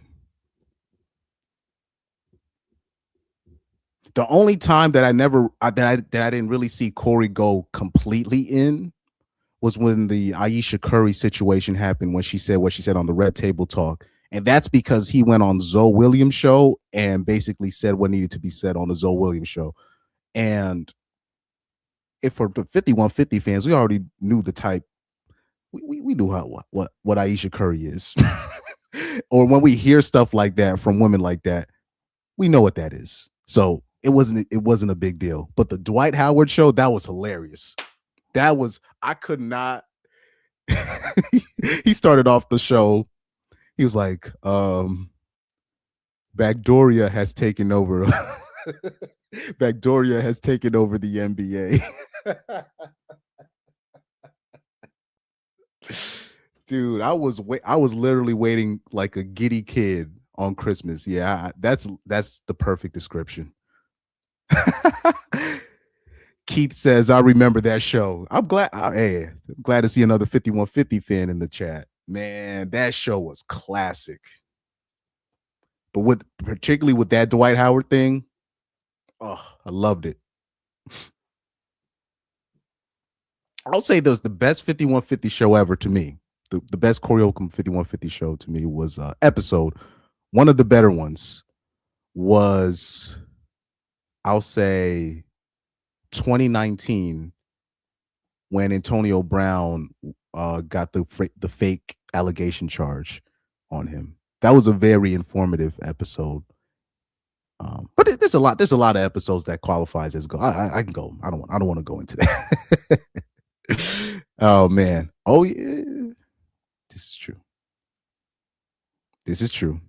He didn't press yet. Kenyon Martin, even with the disagreements I have with Kenyon Martin, Anton knows better. First of all, those basketball players, they're mutants. Like, for the most part, these guys are super chill because they know, bruh, nobody's finna run up on him. Like, Kenyon Martin would literally mop Anton Daniels. That's not even something to brag about. Like, if Kenyon had like just saw Anton on the streets and then like something happened, Anton gets beat up, it wouldn't even be news. It would just be like, well, of course he got beat up. Yeah, Anton, he not stupid. He not stupid. He not finna do that. Okay, so Keith says, I knew when I seen Anton's face on the 5150 thumbnail, I knew it was gonna go bad. I give people a chance, I'm like, what Corey Holcomb only likes that movie. What's the movie with Leonidas in it with Proximus and all these people? I Am Kind. Right? Like I'm the same way. I give things a chance, especially if they're just talking. I'm like, I'll give it a shot. You know, my antennas were not up. Sad to say, my antennas were not up. My antennas only rose when Corey started laughing a little bit too much, right? When Corey started doing a little bit too much laughing, particularly when he asked Anton Daniels, would you consider yourself a black man? And Anton was like, no, I'm a Christian. No, I'm a Christian first. And Corey was looking at him like, bruh. I was like, uh-oh. And then when he starts talking about D-sucking and all this stuff, that's when my antennas was like, shh. I was like, uh-oh, Corey's gonna switch sheets. That's as soon as he talked about D-sucking, I'm like, oh, he's gonna switch seats. I know it. He's gonna switch seats. He's getting up. He's getting up for this. That was obvious to me at that point. But yeah, my antennas should have been my antenna should have been raised, right? Yeah. So BJ's she says I wouldn't have it on my show either, and I'm definitely waiting on Tuesday. Catching that argument live was like OMG, immediately screen recording. Oh Lord. Oh man.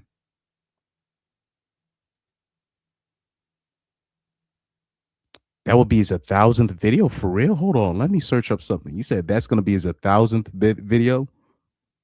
Now let me look this up. I had no idea. Watching Corey Holcomb 5150 all these years. Him talking about Anton Daniels this on Tuesday is going to be his. Wow, there's no way. You're right. He has 999 videos. If once he talks about Anton in the next live or whatever, the only video upload, the upload is going to be his 1,000th upload. Wow. Wow. That's all I can say. Wow. But anywho. You got to get orders in a group chat in order to move the way that you're moving. Listen, bro, I've lost respect for the whole 5150 platform across the board. Well, you unironically just took your orders from 5150 chat. I just told you what the 5150 chat is. It's ruthless. It's always going to egg something on. Any guest that comes onto the 5150 platform, they're going to get roasted. That's just what it is. That's the basis of a lot of it. For the most part, it's really the basis of the whole chat, of the whole show, the 5150 goons in the chat. So I've lost complete respect for the whole 5150 platform across the board. Taking orders to defend your boss that can't defend himself. I've lost complete respect for the 5150 platform altogether. By the way, I don't know why. I don't know. The guests always get triggered by the chat. I don't know what. People are always going to be spamming the chat. That's what the chat's there for, man. Altogether. I have no respect for these niggas at all. The only reason that Craig is doing what he's doing is because his big homies in the background is putting the battery in his back on what they telling him to do in order to defend his boss that can't defend himself. By the way, Corey Holcomb is not his boss. Like he said, he just loves being on the platform. And at the end of the day, it's not his show. It's Corey Holcomb's show. This is why we're broken as a culture. This is why we're broken as a culture. Absolutely, bro. I went out there with my white shirt, collar, AD on the logo, and I was very comfortable. And I mean very, very, very, very, very comfortable. Very comfortable. And all of these bandwagoners and people that got batteries in their back and stuff like that, I'm so disappointed. Craig was talking like he was actually doing something himself. You know what Craig said? Craig said he was listening on his own and he had a show and he was doing it based off of. But what we finding out is that Craig had people putting batteries in his back, just like Corey was. You think he wasn't, bro? like I said earlier, you think that was the only person texting Craig, people spamming the chat? Do you know how many people there's people, bro, mind you, the people that I know personally, they don't watch, a lot of them, they don't watch my live streams per se. I don't talk about my channel to most of my people. Do you know how many people text me? just in general. Personally, even the people that do have my number on the YouTube platform, they'll text me during the show and I can't catch it. Anton's really triggered about that. Damn. Was acting like he needed a battery in his back to do whatever it is that they was gonna do. What is that? So y'all can't stand on your own. Y'all not even your own man. Y'all not even your own man. You actually needed everybody needs somebody else to get him to. So who the boss? Because Corey obviously ain't the boss. Craig ain't the boss. Maybe Glasses is the boss. Yeah, clearly he didn't do the research on Corey Holcomb that he claimed that he did.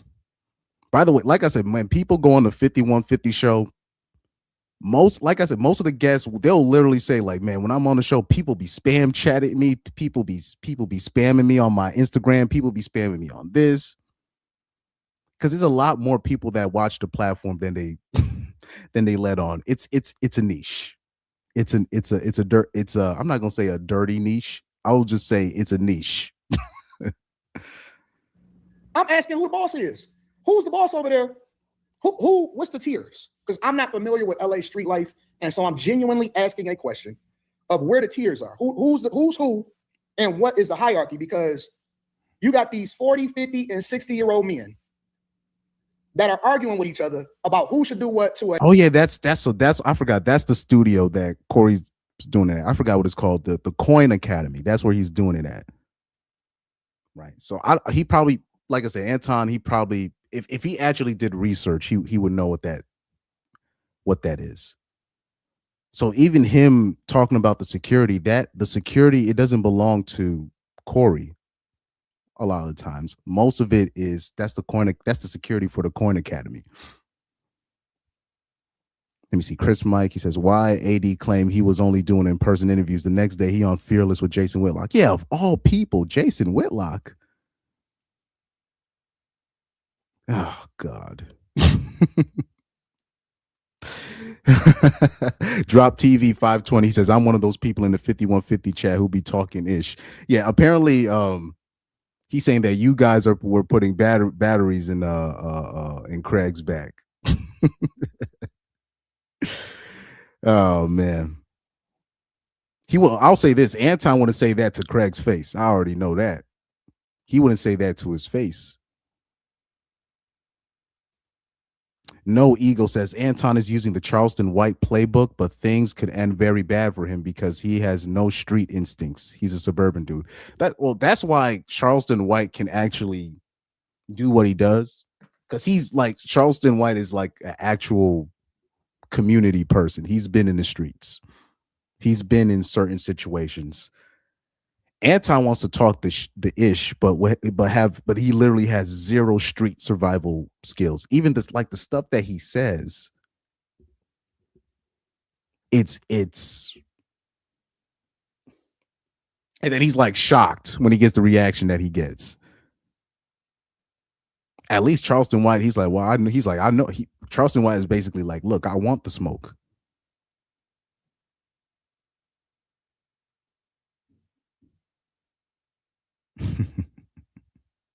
So I remember, Midi Fontaine, I remember that. He says, telling him about how he showed professional grace to Dave Chappelle, who he knows. Corey shouldn't even have entertained him. I remember that part of I was like, this guy's an idiot. Out of all the people he could have used as an example, you know what's crazy? Like, Anton could have used Stephen A. Smith as an example. He could have used Tyler Perry. He could have used the big one, Kevin Hart. He could have easily just said, oh, you don't pick on Kevin Hart when he does this and blah, blah, blah. He said Dave Chappelle.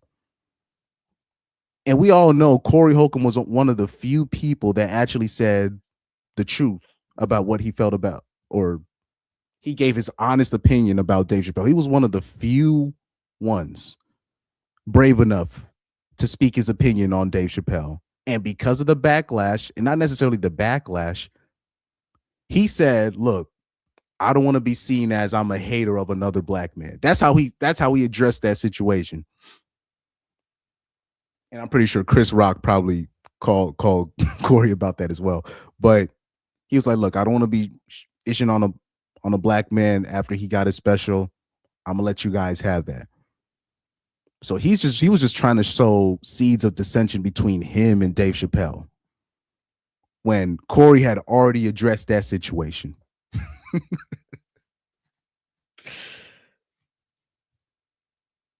But yeah,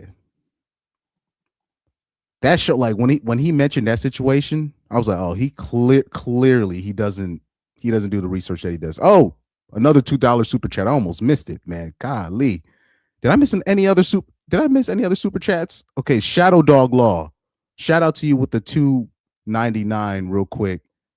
Let me hook you up. Shadow Dog Law, that's a long time supporter of this channel. Shout out to you.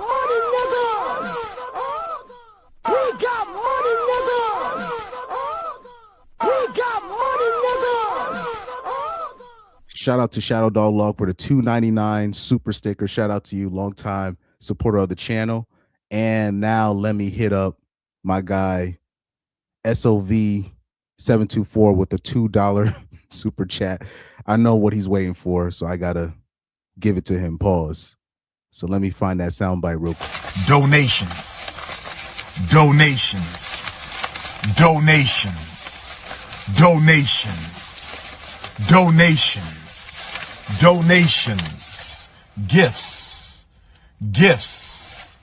Gifts. More gifts. He said, Anton be like, I'm not black, I'm OJ. Okay. I said that joke yesterday, man. He asked him point blank, would you consider yourself a black man? No, I'm a Christian first. Okay, I'm gonna hold you to that. If that's what you claiming, I'm gonna hold you to that. Why are you showing up to the studio with a girl that's not your wife? Oh, his wife already know about Mika. Nah. What part of Christianity is that? Look, man, I don't know, man. He said Anton's a tether. I don't know what his background is like in terms of his country. So, oh man.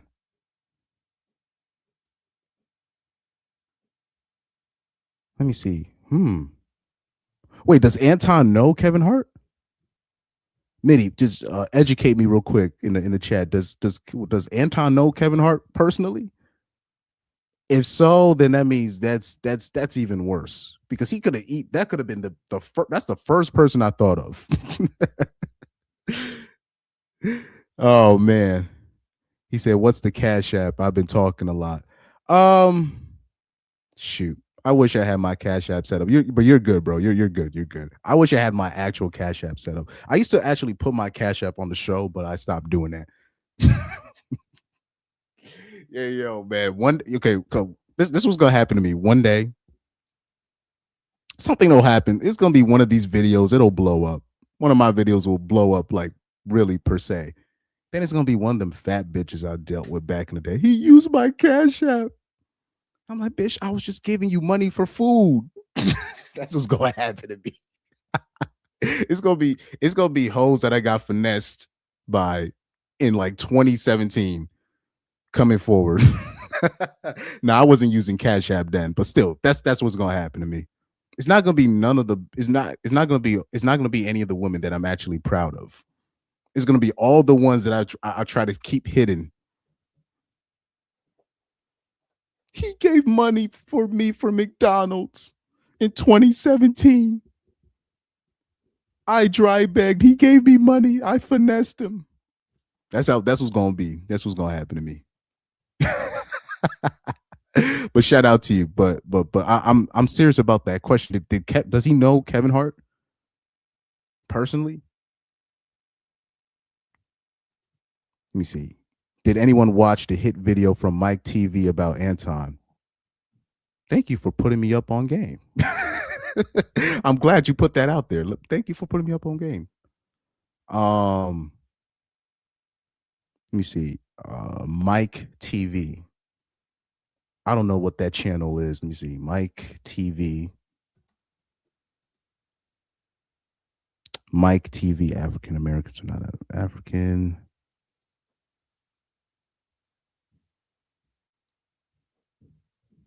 Interesting. It's just all over the place. Anton Daniels, the biggest fraud on the internet. Anton Daniels confesses to fraud. Oh yeah. Oh well, Reaper already talked about this yesterday, 2 days ago. Shout out to Reaper Rel in the chat. I wish he had his own channel because he actually has a lot to say. Reaper Rel and this Jason guy that used to go on AJ's platform. Those two particular guys, they need their own channel because they actually have something to say and they would actually get subscribers. There's this guy called like Jason something that used to go on AJ's channel and talk. It would actually put good information. But yeah, Reaper Rail already went over this. He said Papa Mac. So Papa hold on. Yeah, Papa Mac 127 says Mike TV's been getting on his ass for years. Basically, it's basically similar to me when I be talking about Andrew Wilson. But yeah, the Anton Daniels fans, there hasn't been a whole lot of them recently going in, but some of these people are very naive.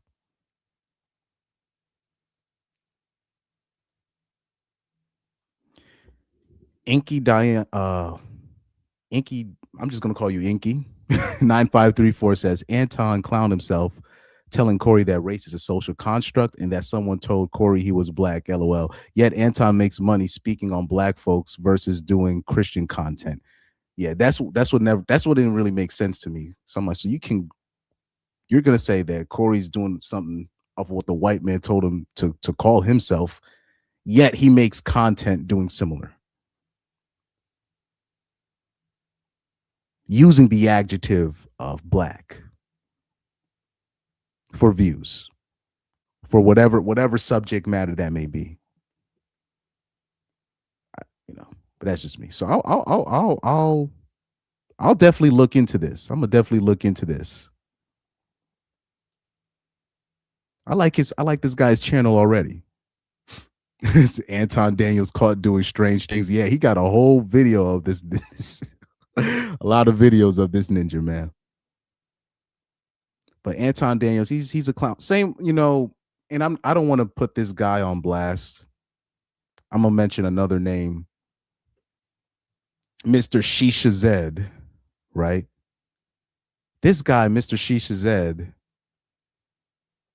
finally starts getting a little bit of YouTube money. All of a sudden, hey, I'm getting married, and now he's hustling prenups. Now he's hustling prenups. If you're a man that's going to get married and blah, blah, blah, sign up here for your free consultation with James, the divorce lawyer, and blah. I'm like, oh, this nigga hustling prenups? Oh my God. These dudes get a little bit of YouTube money and they start acting a little bit unusual. Oh my God. He's making all of us tethers look bad, bro. I swear, all of us are not like this, man. I swear, I promise you.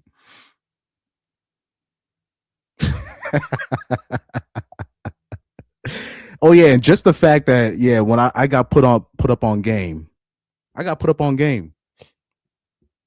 like, how can you even do an interview with Fleece Johnson? How can you, as a man, whoever you are, just as a person, do an interview with a well-known proclaimed rapist? That's wild. That's just wild to me, man. SOV says you're not a tether. Look, I'd be joking. I'd be joking half the time. I like me, like, when Anton Daniels say, oh no, I don't take nothing seriously. That's actually me. I'm good. I'm good over here. So you think that Anton is down low? Look, I'm not gonna go that far, but he does some funny style things. It's not that he's gay. It's just he does funny style things, meaning he does things that men should not be doing. Where I've seen gay men, even if you're a gay man, there's a way to conduct yourself when you're amongst other men. There's a way to talk to certain people when you're with another man. And clearly Anton is somebody who doesn't understand those boundaries. I'm talking about when you're in that person's face, there's a certain way everybody. And clearly Anton doesn't understand these rules. Yes, sir. Hit that like button. Hit that like button. Shout out to the unwelcome party. Hit that like button. Also, shout out to any warband members in the chat. Shout out to you guys. Thank you guys. Thank you guys for also watching as well. Thank you. It says crazy how Anton Daniels was speaking around reparations. He considers it a handout instead of a debt that is owed. And I'll say this: it's unfortunate. It's unfortunate, particularly when the reparations conversation happens, because I'm the type of person, because I don't think it's gonna happen. You need because mind you, I believe the same thing that Corey Holcomb believes, because Corey Holcomb thinks it's not gonna happen either. But I look at it like this: reparations is not something you ask for, you take it. Now, people can take what you want from that statement. You can take what you want from that statement, but look, this is a gangster ass country. This country was founded by gangsters. And especially when you're talking about post-prohibition era, and people should understand what I'm talking about when I'm talking about post-prohibition, most of our politicians, gangsters. So, with that being said, okay, exactly. Leverage. He says we need leverage, though. Got to take over an industry. Technically, in 2020, certain black athletes kind of gave ninjas the blueprint on how to do it. I don't want to get into that because I've already talked about it. At the end of the day, it's all about leverage. What can you leverage to get what to get what you want? The small hats, they leverage blackmail. They put certain people in the politician seats. They make sure they choose politicians that got caught sleeping with kids and all that, and then they put them in positions of power. So then they got to give them what they want. It's a dirty game. It's a dirty game.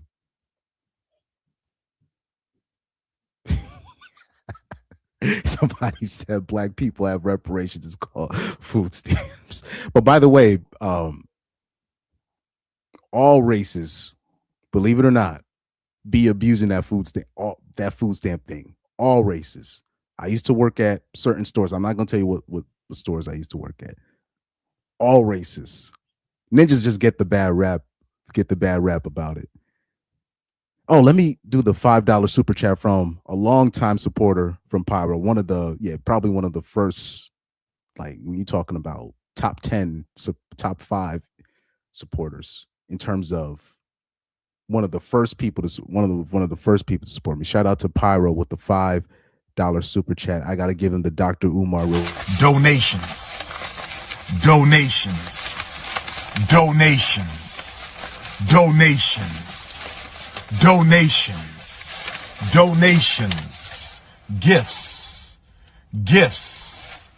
Gifts. More gifts. He said Fleece Johnson B. I don't know what that word is. Reenact whenever he's telling his grape stories, which is hella funny. I'm not gonna lie though. That guy's a creep, but he's funny. But I'll just say this: I would never do an interview with that guy. Ever. Or how about this? Any celebrity that decides to do an actual interview with him, the real Fleece Johnson character, for clout, which I've seen dudes do, like there's dude, I can't understand that. Shout out to South Christian with the 199 super sticker. I got to give you something for that. I got to give you at least this. Shout out to you. Shout out to you for that. Donations.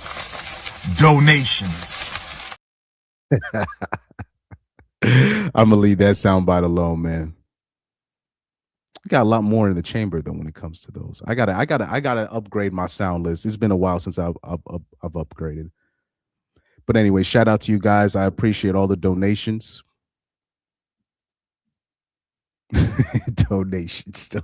donations. Yeah, anytime, like even like when I was on Undead Chronics platform, I'll be like, man, I appreciate the donations. I always say that. This dude is a caricature for real. Young software engineer, beautiful face, gorgeous, with a bag chaser hat on that came in with a collared shirt. Who was the boss? What did I call? Kendrick? Gang? Dr. Dre? Who's the boss in LA?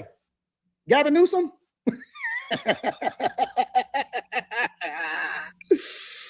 Oh, who's in charge? It got to be, it's like the Wizard of Oz. I actually seen the Wizard of Oz in Vegas. And it was like this mythical white man. And it was this, oh my God.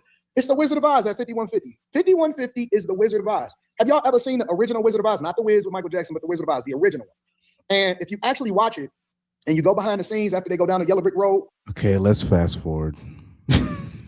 He clearly did not do his research on the show.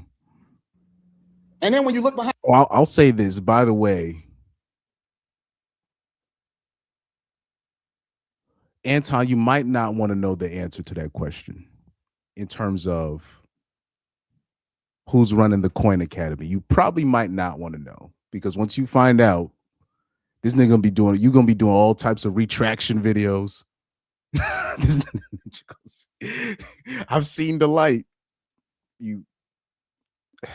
Okay.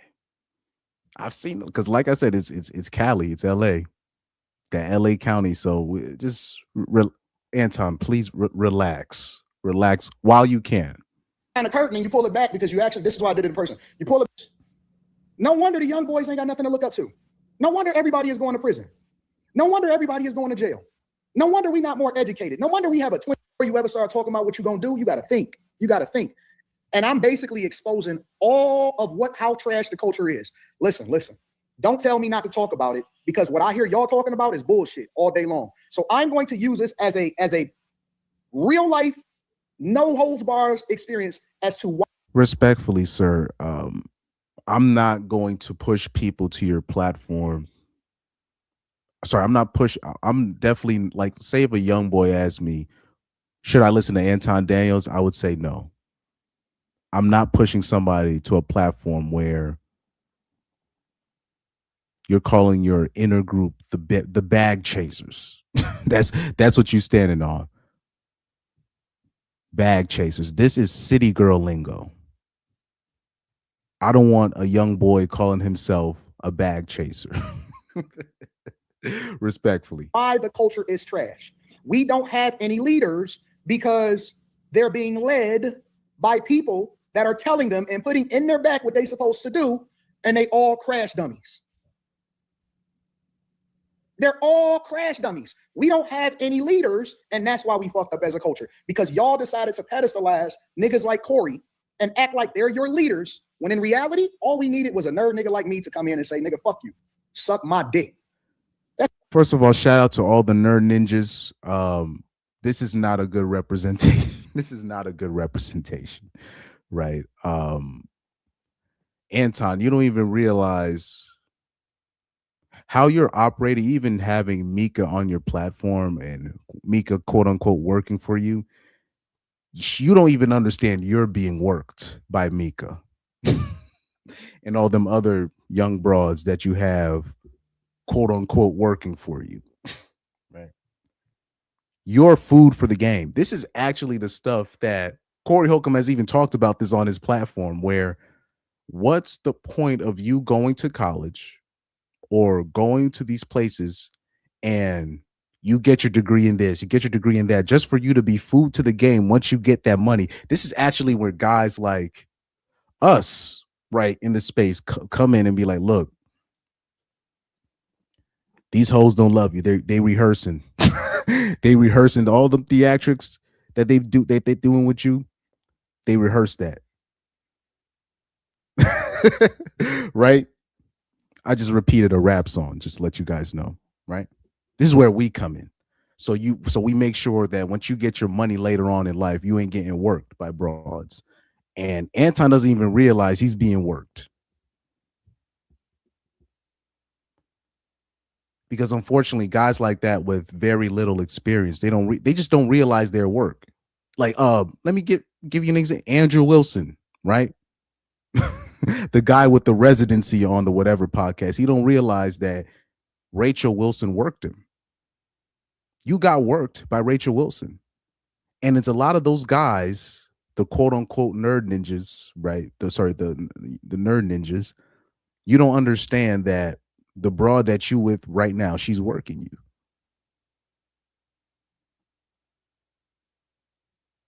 This dude, particularly Andrew Wilson, you married an older single mother with 2 kids.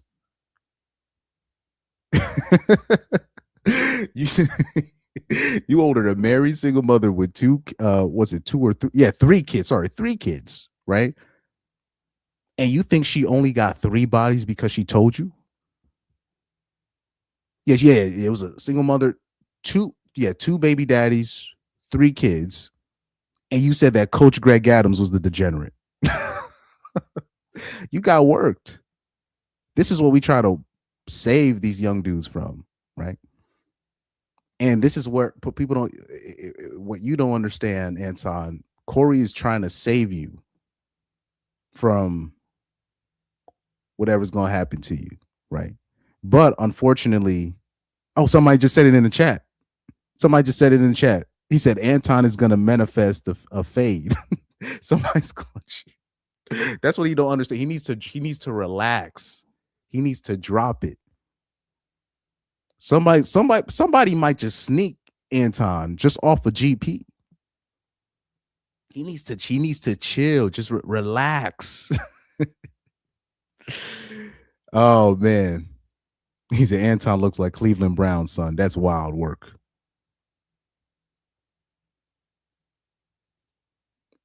Gold 7 says, man was hating peace to everyone. Says Anton's a sucker. Shout out to Wavy Thomas. He says, oh yeah, Song Christian says Anton got a rutabaga face. Oh man. Somebody said, don't care about Anton or Corey. Neither of them are role models. They're just in the algorithm of getting hoed out right now. And it's kind of funny. I'll say this, Corey Holcomb, if I had met a Corey Holcomb type figure going into high school, I would have avoided all the nonsense that came my way. And I'm not even talking about broads. I'm not talking about girls or hoes. And I'm just talking about in life. You know what I mean? Like, it's a lot of I would have avoided. And listening to Corey Holcomb was so very life-saving in my point of view. Because then when I went through certain things without heeding the advice, I was able to not be mad.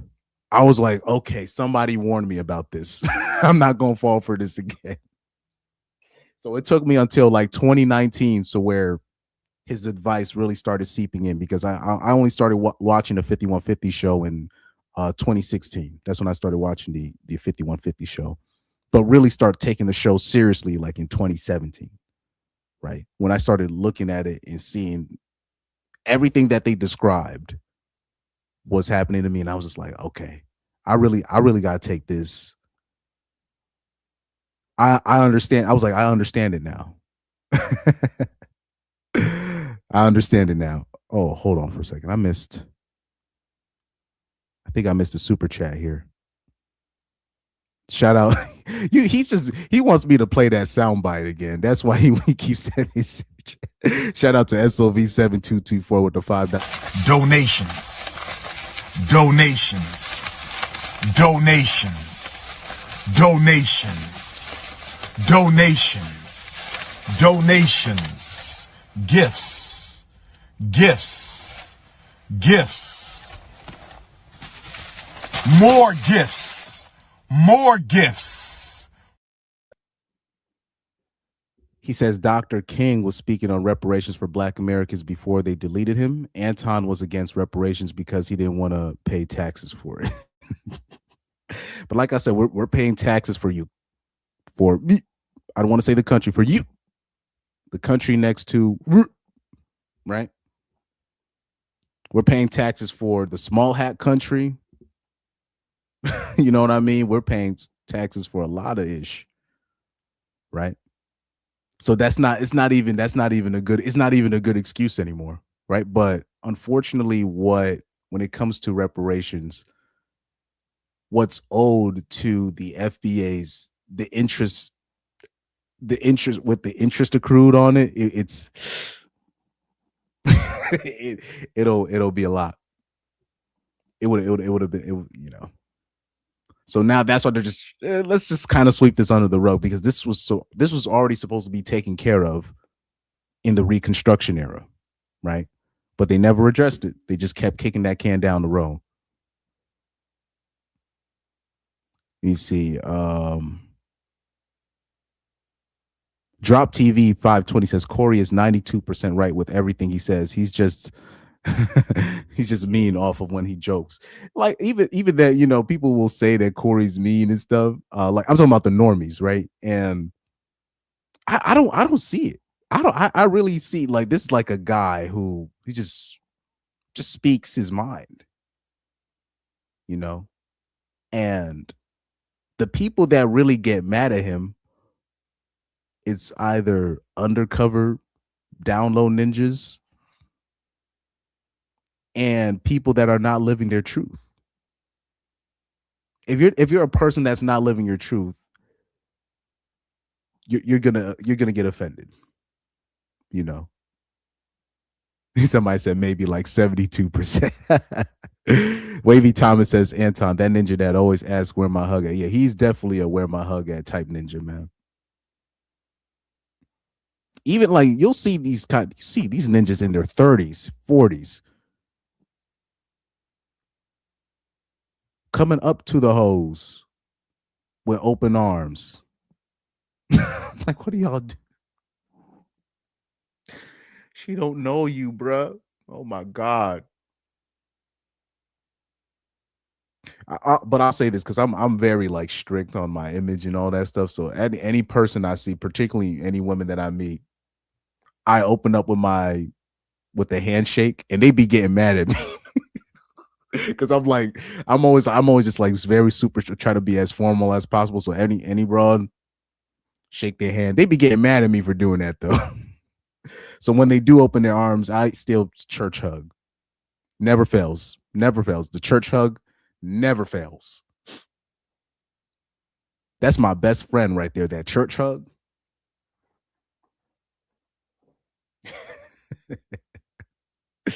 Hold on for a second. I see a $5 super chat from Gold 7. Shout out to you with the $5 super. Donations. Donations. Donations. Donations. Donations. Donations.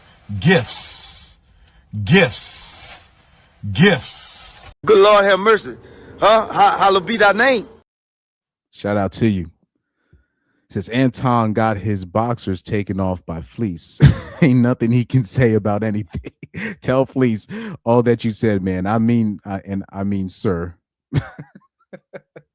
Like, after I found out about you taking that interview with him, of all people, please. Absolutely not. Absolutely not, man. Yeah, that's what I'm saying. He said this new generation wouldn't last 5 minutes in 1994 if they think Corey is mean. I wouldn't even say 19. I would say the early 2000s. forget the 90s, even the early 2000s. Like but something happened, I'll say in the 2010s, something happened. Because even when I was in high school in the 2010s, early 2010s, even like I remember going back to my high school and seeing the language that is used. It's night and day difference. It's complete night and they would not be able to survive during that time. That's all we needed was a nerd ass nigga from Detroit to come in and say, yep, I see where the weakness is at. Because guess what? If God is with me, and I keep telling y'all that, I know y'all don't believe it. I know that everybody, I've been saying this for years. I don't give a fuck and I take orders from nobody. The only person, the only being that can tell me what to do is God. That's it. If God got my back, I don't give a fuck about these niggas. I'm not looking to be friends. Okay, now he's really sounding like a woman here. Only God can judge me, ass ninja. Hate you niggas. I hate you. I hate the very guts that you got. Okay, he's really sounding like a woman right here. Let me rewind that part. This is crazy work coming from him. Niggas, I hate you. It's God. That's it. If God got my back, I don't give a fuck about these niggas. I'm not looking to be friends. I hate you niggas. I hate you. I hate the very guts that you got. I hate what you stand for. Doesn't the Bible say love thy neighbor? I could be wrong. And it definitely says thou shalt not hate. Or it definitely talks about somewhere about hating. Definitely. I hate what you represent. I hate everything about you because you are horrible. You horrible for our people. You horrible for our culture. You actually degrade us. You make us look stupid. You're ignorant. You're uneducated. And you a straight up nigga. And we don't like you niggas no more. You niggas is played out. We off y'all. We're off you. We off y'all. We're no longer interested in uneducated baby daddies. Fuck you niggas. We're no longer interested in the uneducated, ignorant representation of us somehow, some way, being able to determine how we supposed to move as a culture. Fuck you niggas. Fuck everything about what you stand for, what you own, nigga. Tell the jokes and go home. But we not taking no more advice as a culture from people that do not have our best interests at heart. Your life is not a reflection of what we should be talking about and what we should be following. The hypocrisy, Anton Daniels.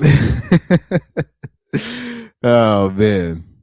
He says, God sounds like Mandis Owens, and he got a girlfriend while he's married. Like, yeah, that's what I'm saying. I'm like, sounds like a lot of projection.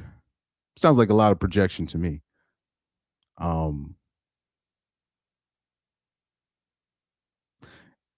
So let me see. I saw a comment.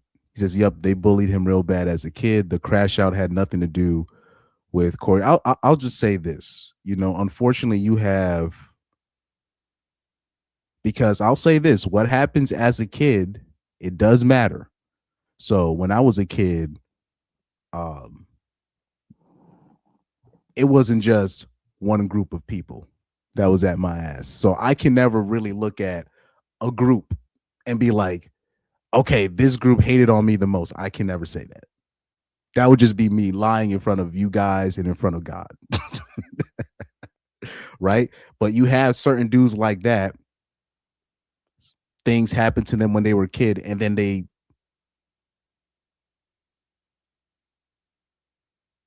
project that on the whole group. But the reality is, if they was at an all-white school, the same thing would have happened to them as well. Or if they were at an all-whatever school, same thing would have happened to them.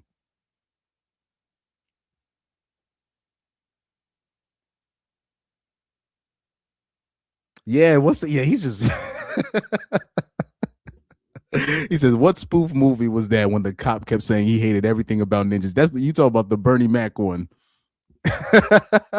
I know exactly what you're talking about. Bernie Mac cop scene. He said, I hate you ninjas. The racist black cop. Yeah. Let's see if I can break that up. We didn't even do nothing. Yeah, that's the Don't Go Drinking in South Central, that spoof movie. Well, you think you tough. You look so tough now, little nigga. Hate you black bastards. You stink. Hate your black skin. hate your black pants. I hate black pepper. Let me get off that scene though before the copyright strikes. Lord says you will know them by their fruits. And take advice from no multiple time baby daddy. When the fuck this nigga became the litmus test for how we supposed to move as a culture? When we start pedestalizing, what happened to people that actually was a reflection of the thing that we would advocate for our children to be? How many people say, I want my child's life to be like Corey Holcomb? Why do we pedestalize this dumbass activity? Why are y'all? We're not the people that gravitate to a Corey Holcomb. They don't gravitate to his lifestyle. They gravitate to him because he just says the raw, unfiltered truth. And people like hearing the truth, contrary to popular belief. And he's one of the few people that is willing to put himself on the cross, right? So to speak, and speak the truth, even if it implicates himself, right? All the taboo topics, he's willing to stand on it.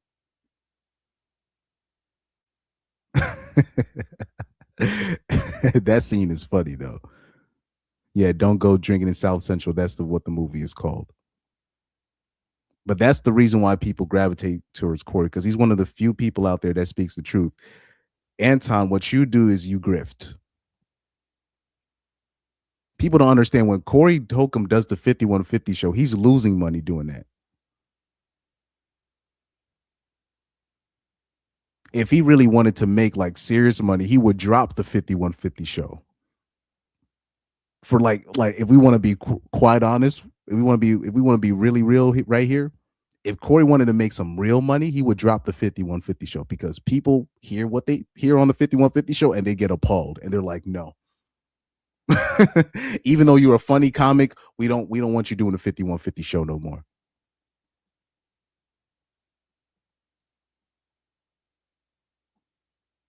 Truth be told. So people appreciate that about Corey. It's not a whole bunch of people that are willing to sacrifice money to speak the truth. It's not a whole bunch. It's really not a lot of people that can do that. Everybody knows what Corey needs to do for him to go like mainstream.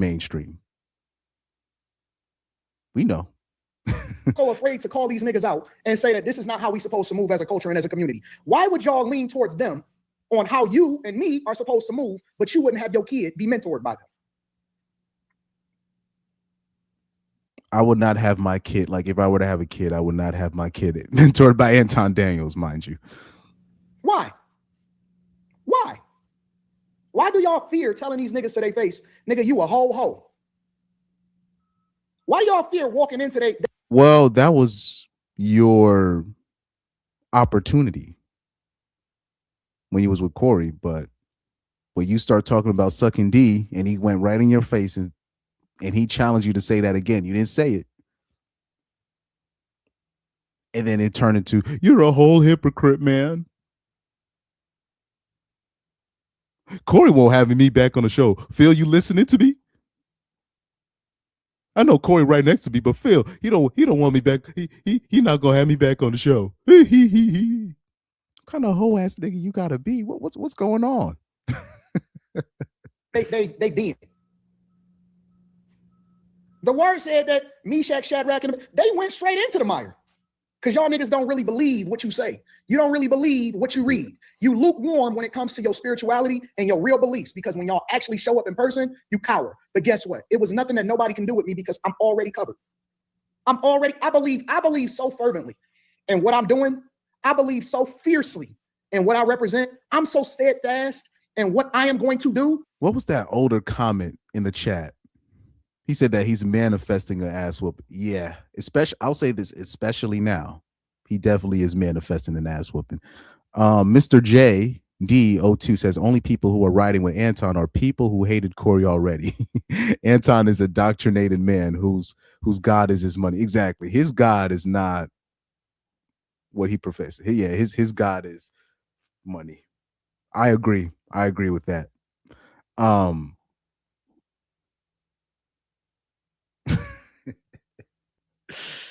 Oh man.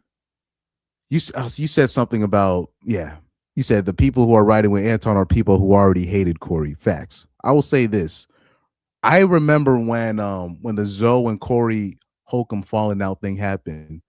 Zoe said something very interesting that I will never forget. He said when the falling out happened, he said a lot of people called his phone and was talking about how they don't like Corey and blah blah blah blah blah. I'm like, damn, already? That's very interesting. They were just waiting for the downfall, even though he was with them for that umpteenth amount of time. That umpteenth amount of time. Sorry, I was away from the mic. That was weird.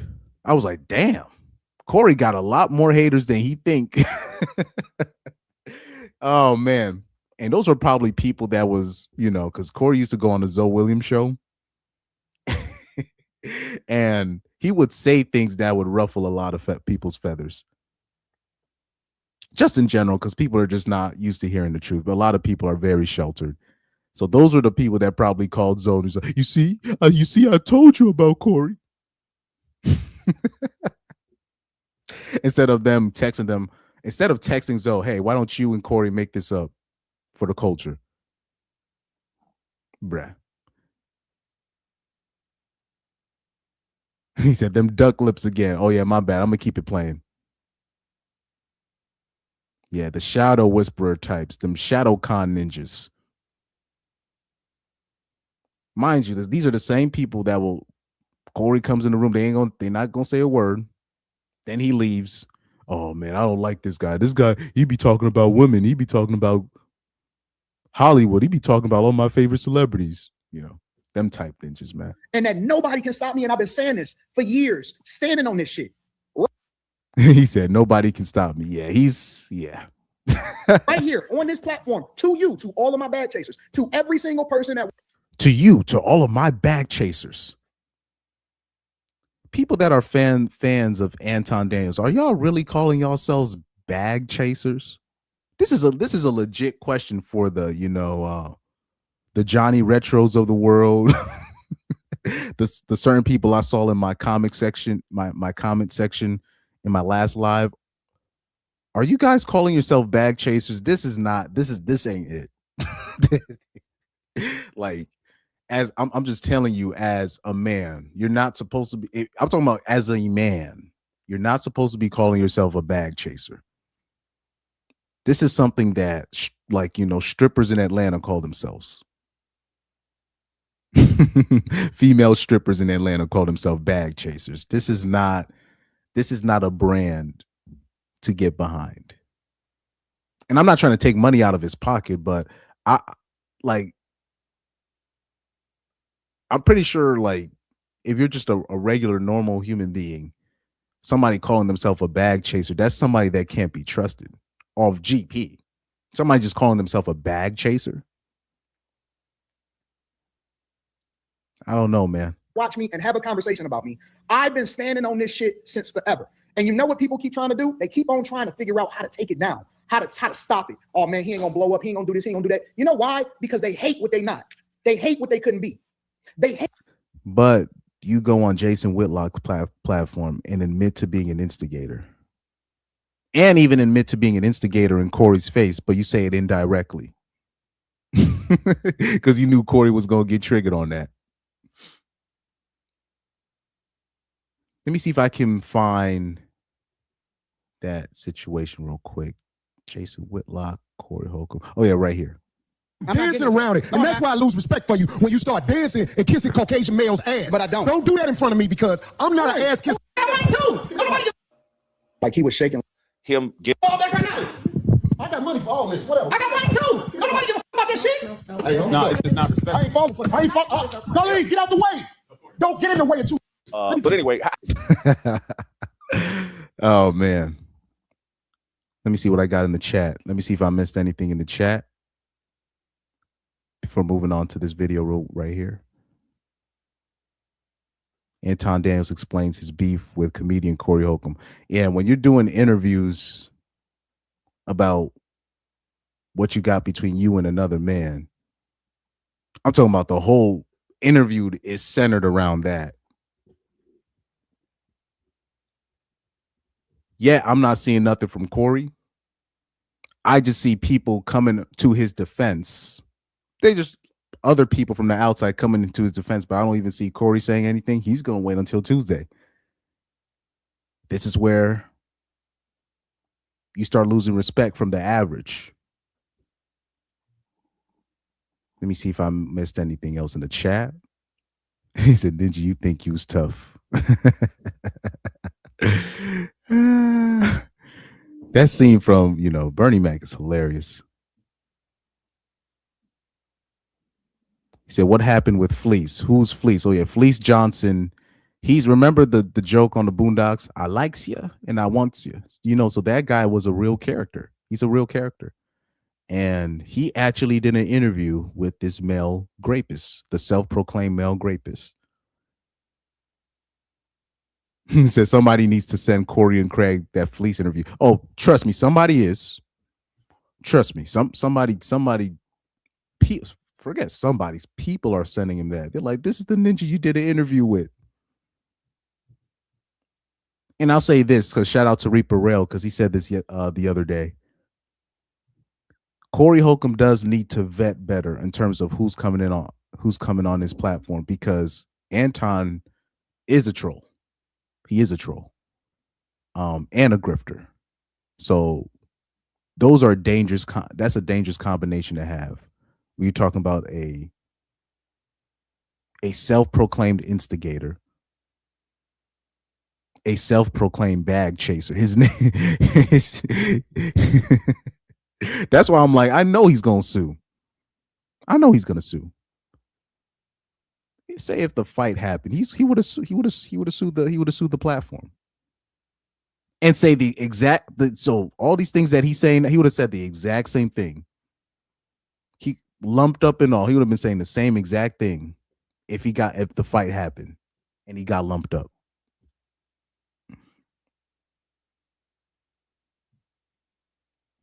Okay, so Midi Fontaine said, "I've watched him enter his villain arc. The resentment started to show itself once he hit 1 million. So that's quite interesting.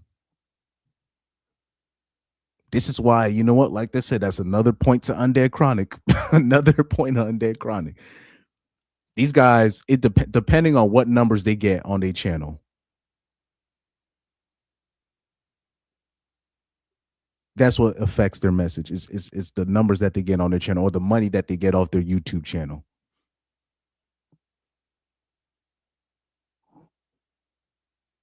Yeah, like I said, I owe a lot of people apologies in certain aspects when it comes to because I used to hear that, and I just used to reject the idea, not because I wanted to do a channel. I never knew I was going to do a channel, I never knew I was going to do this kind of content, male related content, only in 2022, and I just started doing it just out of not necessarily out of frustration, but just out of, this is not fair. This is not fair in terms of seeing the stuff that I saw women were doing to decent, hardworking men, because things don't work out, right? So that's when I started doing this kind of male-related content. But the message is still the same, man. The message got to still stay the same. You got to be consistent. And it's interesting how certain numbers or what kind of support he's getting is what's affecting his message. At the end of the day, on this platform, respectfully, I don't pander to nobody. I observe something and I say what I observe. That's what I do. Some people love it. Some people like it. Some people hate it. Some people love to hate it. Man, all I do, what I do on this channel, I literally I pick a mirror up and I'm like, is this you right here? That's what I do on this channel, right? But that's not, like I said, that's not going to change. Even no matter what kind of crowd comes in, that's not going to change. Not Jason Fatlock. Yeah, Jason Whitlock. And this is the reason, because people might think, oh, you only don't like Jason Whitlock because you think he's a coon. No, it's not even because of that. what really soured me on Jason Whitlock was remember when LeVar Ball had that situation when he went on Colin Cowherd's show and he told Christine Leahy to stay in her lane and Christine Leahy tried to play the victim. So the next day, Christine Leahy goes on the show that Colin Cowherd and Jason Whitlock, they used to have a show together. I forgot what it was called. They do the show together, and Jason Whitlock was caping heavy for Christine Leahy. I could not believe it. I was like, yo, this whole ass nigga right here, boy. You gonna take this woman's side over LeVar Ball? And all LeVar Ball is doing is just defending his sons. And he told this bitch this woman what needs to be said. Stay in your lane. Stop talking about my sons. There's nothing wrong. And Jason Whitlock put the cape on for Christine Leahy, and I was like, look, even like I said, there's certain things Jason Whitlock might say that I might agree with from time to time. But ever since that situation, I've never looked at him the same. I was like, this guy, he's a full caper, full-blown caper. Can't respect that.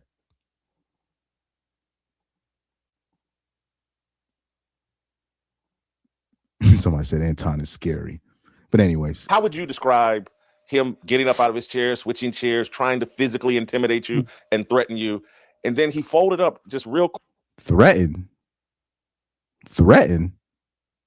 Anton was the one that said, we can take it outside. Corey just said, bro, you got to be careful when you addressing another man talking about D-sucking. But that's Jason Whitlock using a very interesting tactic right there. That's a very interesting tactic he just used. Quick. I got to be honest with you. It kind of shocked me to see him fold that quick. It didn't shock me because what people may not have been able to see is that he was shaking. Like he was shaking like a stripper. Like trying to hold the mic shaking. And you could probably see it if you actually kind of look at it and zoom in. He was scared. And it was just for the people any young people that's listening to this, when you see somebody shaking, that does not mean that they're scared. Just to let you guys know, I don't know if Anton was trying to be intentionally dense or he just doesn't know. But when you see somebody shaking, particularly when they're shaking in anger, that's not fear. Trust me. I think I'm saving a couple of y'all from some ass whoopings. If you in a bar and something gets heated and somebody tries to de-escalate the situation and you see the guy shaking, that is not your cue to point out that, hey, bro, you shaking, you must be scared. Nope, don't do that. Let him shake. Let him shake away his anger. Let him shake away his frustrations. I know some people they'll like, I know some like psycho dudes, they'll cry, like they'll tear up if they get mad, but they're still psychopaths and you don't want to get in their way. So please do not use that. If you see somebody shaking, that is not an invitation to swing first. Just letting you guys know this. And by the way, like I say, Anton is a short, fat nigga. That's what he is.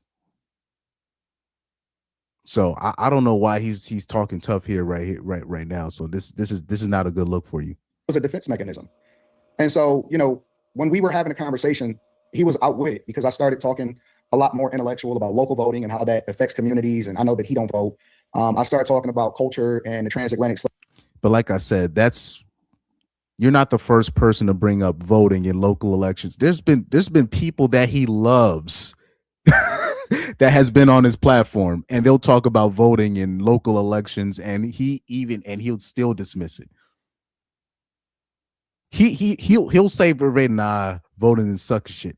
I've seen like I'm talking about his best friends, people that he loves, go on the platform, talk about voting. He'd be like, nah, I don't believe in none of that. So it's not just you, Anton. That's just what he believes. There's a lot of people I know like that. Mainly myself. Look, I was trying to talk to somebody about this when it comes to even, local elections. Look, politicians, no matter the level, judges, sheriffs, these guys, most of them are bought and paid for, right? Most of them are bought and paid for. There's not a whole bunch of good politicians or good mayors or good sheriffs. It's not a whole lot of them. You need to hope to God that the people that basically you need to hope that the politicians or the people that are supposed to be serving you need to hope that the company that bought and paid for them are not that nefarious. That's basically how you just need to hope. That's basically how it works when it comes to politics. These are all of them are bought and paid for, including your local leaders. You just need to hope the people backing them aren't too nefarious. That's how politics work.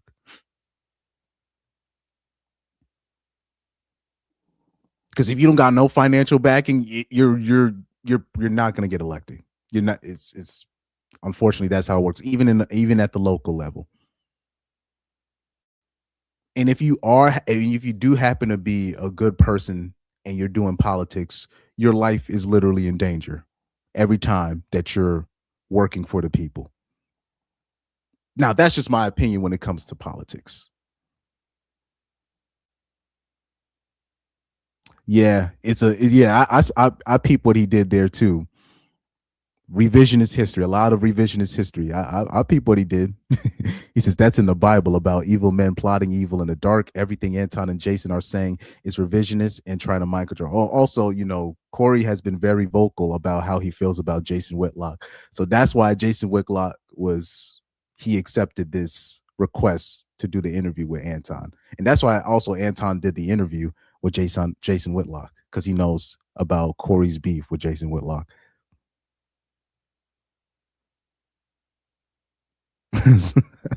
He said Jason and Anton together, two coons of the same litter. Trade, and he tried to box me in by saying, but you black. And I said, no, I'm a Christian first. I actually believe in Jesus. He was just asking you a question. He didn't try to box you in. He said, what would you classify yourself as a black man? That's all. And so all of this type of conversation was going way over his head. And so what he would do is he would try to change the subject real fast and then go to another point. And we couldn't stay on anything because he kept moving the goalposts as a defense mechanism as to not get embarrassed on his platform.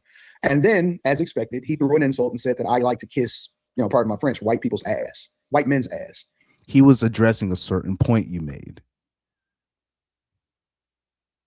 Particularly when he asked you, are you willing to say something about what white dudes do? Right. So that was the part where you kind of dodged it. And that's when Corey was like, okay, you see, this is what you're doing. Now, mind you, I say this all the time. Anton is not the first person to come with those same talking points at Corey. Trust me. It's a lot of dudes, women have tried to come with that same talking points to Corey. Now, the only difference is they didn't say that you suck D afterwards. That's the only difference.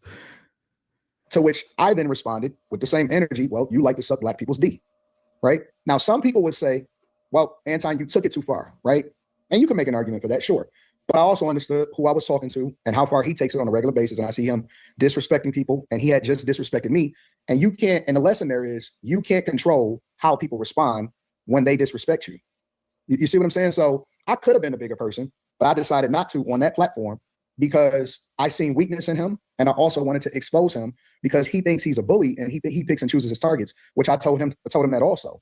So this is not a good look. This is you admitting to being an instigator when you could have de-escalated. So that basically makes it a mute point where people are saying, oh my God, why did Corey go outside?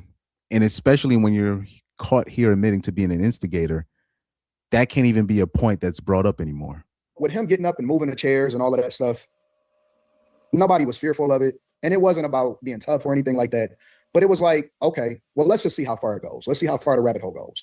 And it really amounted to just one of those type of dogs that like to bark on the porch. But then when they actually step out there, when you remove the fence from it, and again, he was shaking and all of that stuff. When you remove the fence from it, it amounted to practically nothing. Even so much so to the point to where I said, listen, we don't even have to keep talking about it. We can go out back if you tough, and we can figure it out back there. Because one thing that I'm not going to do, because I know that YouTube don't like fighting.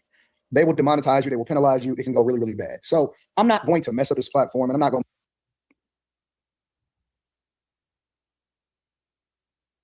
Right. You just said let's go out back just because we already know the security that you had. That was not going to happen. Mess up my platform either. And so I'm like, well, listen, we could just go out back. We don't even have to cut the camera. We don't have to cut the stream or anything like that. We can figure it out if you think you're tough. To which I already knew he wasn't going to do it. And you didn't say all of that. You didn't say all that. Come on, man, stop it. He did exactly what I thought he was going to do. He sat back down. He shook my hand, and then we continued the conversation. And at that point, I seen a weakness in him. And so I just proceeded to exploit him. I told him that he was scary, that he picks and chooses his targets, that he's hypocritical, that he was scared of Dave Chappelle. That's why he tiptoed around giving his opinion on a special. Saying that without context again. Told him that the people around him are yes men, and they just tell him what he want to hear. And he doesn't have any real friends, and that's why he continues to alienate people. And so I was very candid and matter of fact, and I didn't pull any punches, and I told him exactly what he was. And once I seen that it was escalating more, and then he started calling me out of my name again, I think that the intelligent thing to do at that point, because I had already made my point, was just to go ahead and walk away. No, you rage quitted. That's exactly you rage quitted because he called you out for instigating, and Corey started getting loud again, and you rage quitted. That's exactly what you did, man. Come on, man. Yeah, I thought him folding up when you offered him the chance, hey, let's turn these cameras off and find out who we really are, because people with cameras, they perform. And I told him that too. Yeah, I told him, I said, you're doing this for the internet. Yes. Yeah. The cameras make everybody. And you know, obviously I picked a side here, but I'm just being objective. Hey, let's turn these cameras off. Jason, come on, man. And then we can get to the real truth. And he had no interest in that. And anybody is tough. You know, everybody can bark loud. And it's not even about winning or losing. And I don't consider myself a tough guy. You know, I'm corporate America, software engineer. I'm a father, married 21 years. I don't have any children. See, this is the nonsense that we're talking about. You got to be like if you was really standing on what you is, former software engineer, YouTube moneymaker. I got some money now, so now I'm married and I got a girlfriend. you gotta say the whole thing. But now, look, I'm a good dude. I'm a square. I'm this. I'm a father. I'm married for umpteen years. This is my brand. You see, this is the nonsense I'm talking about right here. Wedlock. I am, I go to church. So, I understand that. I'm a good ninja. People may not necessarily like the way that I say things because the truth is uncomfortable. And I'm open to the possibility that I'm wrong. But at the same time, I also understood who I was talking to and how disrespectful he is. And so I wanted to see just how disrespectful he can get and if he was able to back up. Here was the other. That's you admitting that you're an instigator, bro. Other thing I found interesting, why I find this important. This was important. And I know it was ghetto and I know it was profane and all of that. But someone had to go into that arena and take on that mentality. Yeah, and it's important because that mentality, the mentality that he promotes, the mentality we temporarily, I think his camera changed angle. Yeah, that's a sign from God. No, I'm playing. I was joking on that.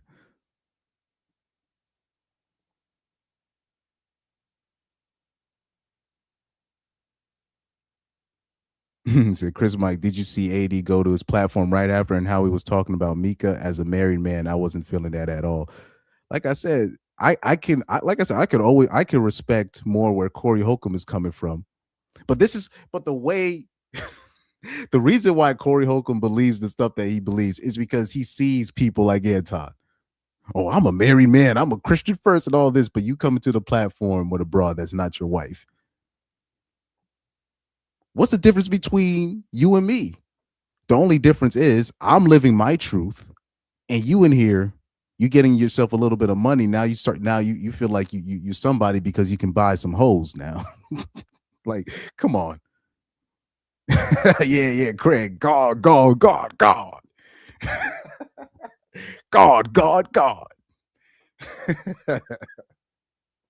That was a sign from God.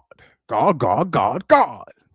or whatever. But someone had to take on that prison mentality. This is a 57-year-old man, Corey Holcomb, that has a clear-cut prison mentality and prison. How does he have a prison mentality? Oh, don't tell me they're talking about the part when he asked him, "Have you been to jail?" It was another version of, it was just another way of Corey saying, like, bro, are you that slow? You know what I mean? I hope they're not talking about that point. But like I said, even, in Anton Daniels' mind, he thinks that Corey's a liberal.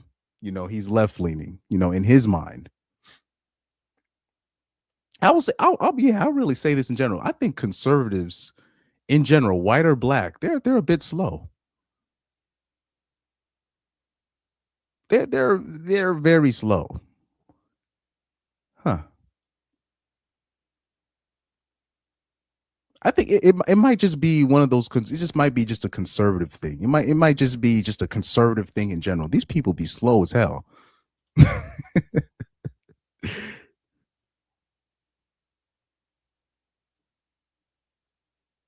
Like, even like when it comes to conservatives, when they talk about the 1950s, they don't understand. They act like it was like such a great, time. That was just a snapshot in reality. Just a snapshot period of time where things were a little bit different. And that wasn't like that the norm when it comes to, marriage and relationships. That wasn't the norm for most for most of history, throughout history. That wasn't the norm. But conservatives, they always try to talk about, like, the 1950s and all this stuff, what our grandmothers were doing, what my mothers are, what our mothers, grandmothers are doing, what we were doing, and the grandmas are back then were better. They don't understand what that time period was. But that's a whole other story. But just in general, conservatives, they really think because we have something to say about you as a conservative, it automatically makes us liberal. Or we have something to say about a conservative, that automatically makes us degenerates.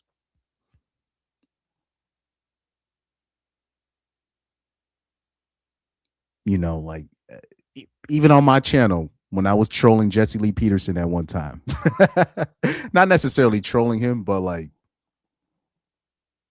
making fun of his situation. I thought it was ironic at the time he had those rainbow allegations on him, but you were on the streets,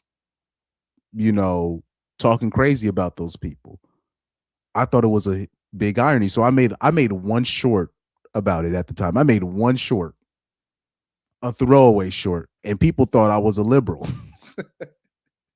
Right? The only person that actually did their research on me at the time was AJ, and he realized I was just making fun. He was probably the only person that was just like, that's just Chris being Chris. Them dudes, they took it really personal. Now, mind you, those same people that are fans of Jesse Lee Peterson, I know I'm going a little bit off track, but I want you guys to pay attention to this. Jesse Lee Peterson has a video where he says there's no such thing as a deadbeat dad. Right? That has the lowest amount of viewership amongst most of his other videos. They love Jesse Lee Peterson because they like what he says about black people. But when he starts talking about single moms, oh no, I can't get behind that. So we already know what this is about. It's all simping. It's all simping. I don't see no amens in the comments. that video at the time when he was talking about there's no such thing as a deadbeat dad, that had the same amount of viewership as one of my videos. And I only have about 2,000 subscribers. No, at the time I only had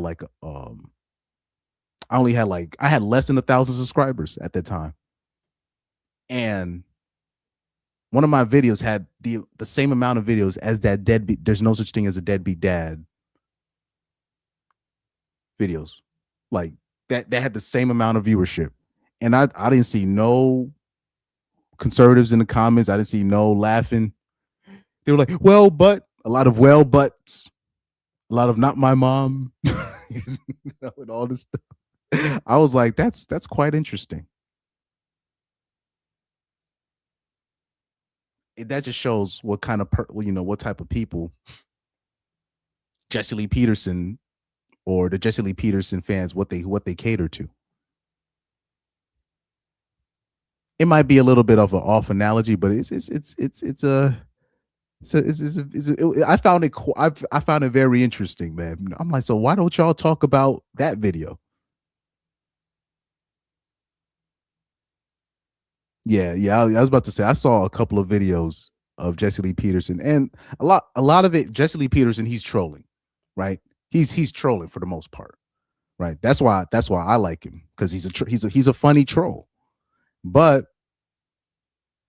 he gets the most support when he starts talking about ninjas, right? It is what it is. Into Deep said, I'm not a deadbeat dad. I'm just a really bad financier in the child support system. Or even when they have Jesse Lee Peterson on for an interview,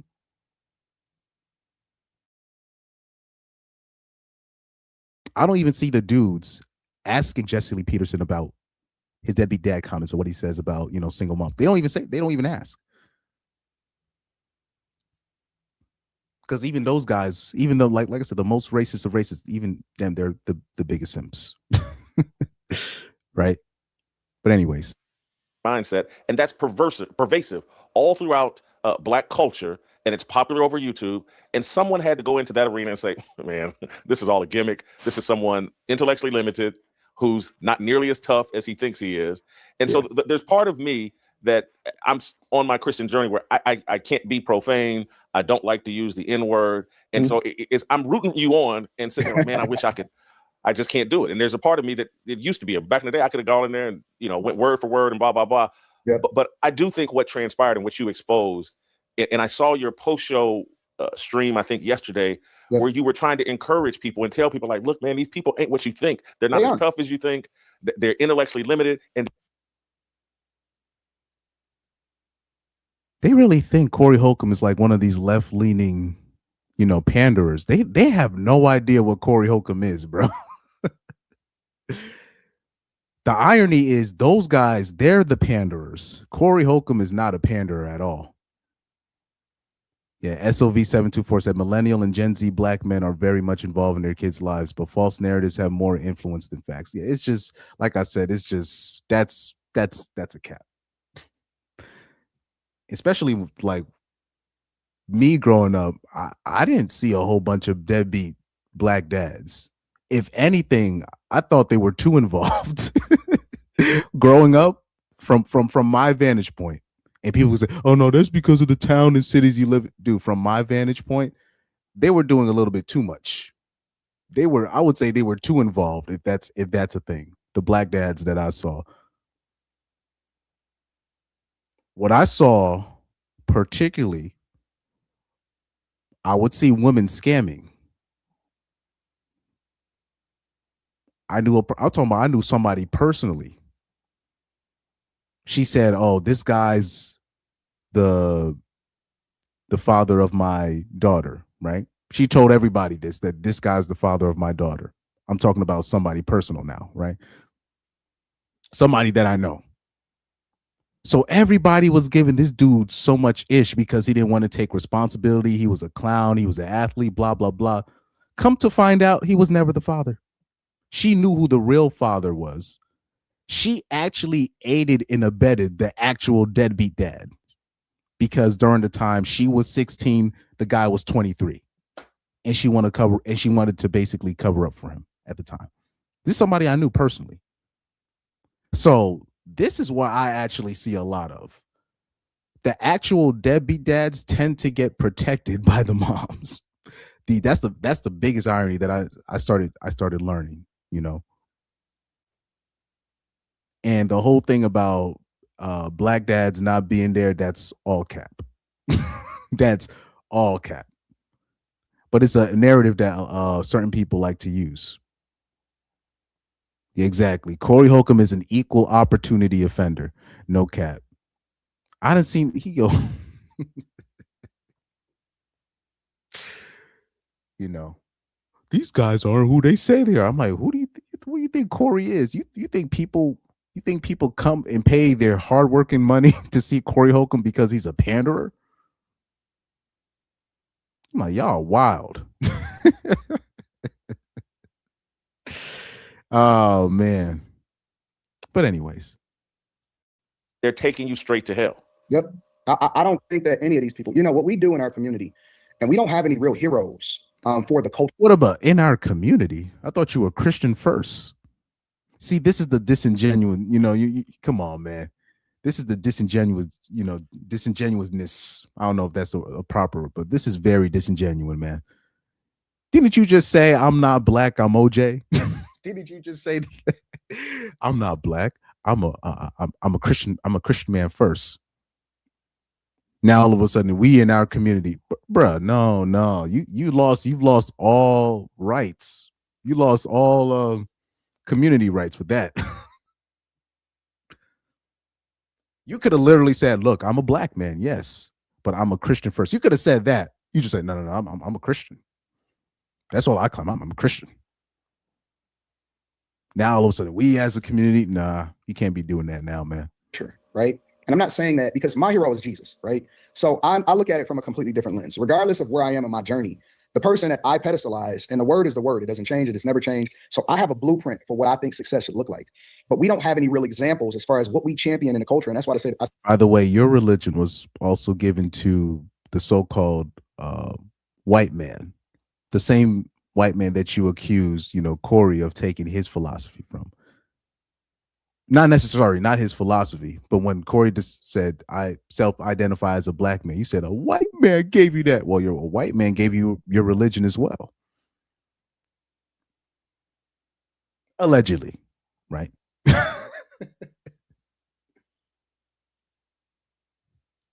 But yeah, just he's kind of lost all kind of rights on talking about we as a community after what he said on the show. Say that the culture is trash. We don't have any real people that we look up to. So we look up to comedians, we look up to athletes, we look up to rappers, we look up to actors, we look up to all of these people. And when you actually interact with them in real life, what you find is that everything about their life is not even a reflection of what they advocate for and what they really say. Fearless with Jason Whitlock. But anyways, it's 9:08. I gotta chill. I went way over time. By the way, thank you guys for sticking with me in this whole thing.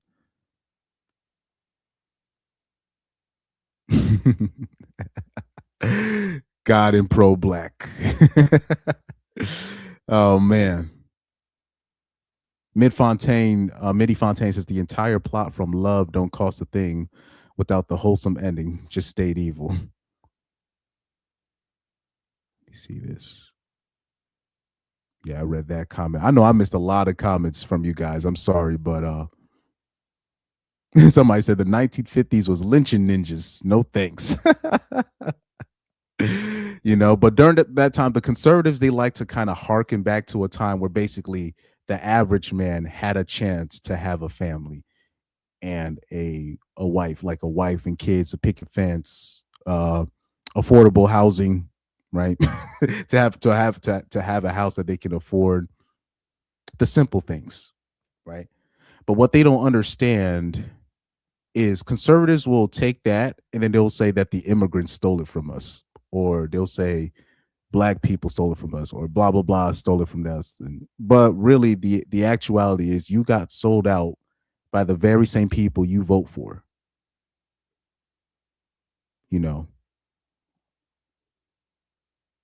I gotta find this old picture from my phone, because even the conservative white dudes, they don't even understand they're the white dudes, the white people that they voted for, the white politicians that they entrusted. They're the ones, or the white the certain white dudes that had financial power at the time. They sold them out. They sold the average white man out. But the powers that may be are able to flip it and make you look at somebody else instead of looking at the powers that may be. So, you know, that's the reason why they tend to keep the average white man distracted with things that don't really concern them, because they don't want to end up like, you know, because, you know, like in Europe or like in France, you got these people, when the general population is a little bit unruly, they will go up to the government buildings and call up. People are complaining about January 6th. Over there in Europe, it'd be January 6th all the time when they don't get their way.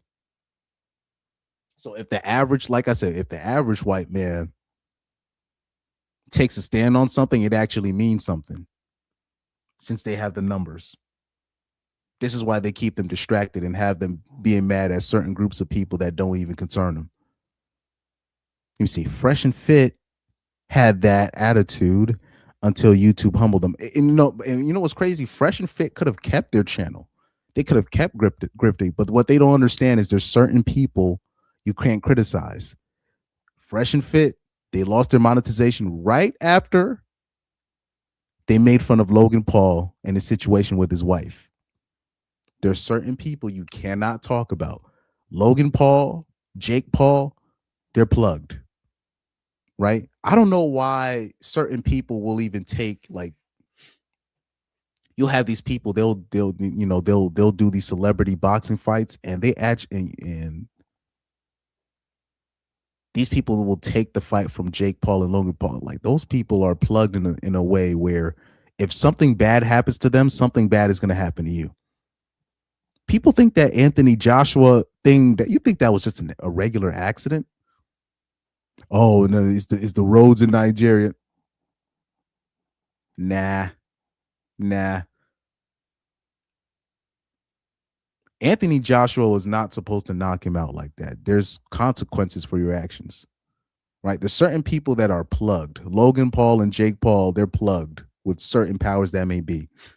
The mafia guys, I'm not saying Logan Paul are mafia or whatever, but I'm gonna tell you this: the mob, the mafia, these people, they didn't go nowhere. They're just in different positions of power.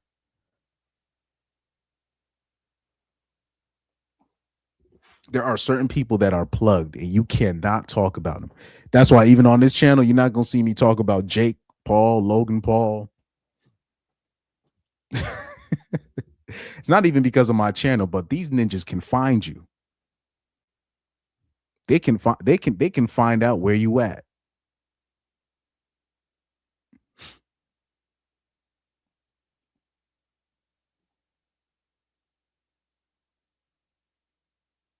Exactly. Well, yeah, that's smart. So he says what they don't understand in the class system is that the higher ups that are rich don't like poor or minorities, but they use their own poor people to persecute ninjas so they don't have to put in dirt. Yeah, exactly.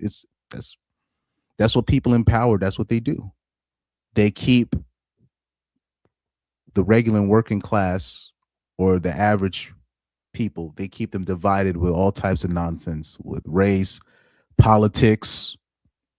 Even with this situation that we're talking, technically, this is all because of this. Where's this bitch picture? Let me see if I can bring up this bitch picture one more time.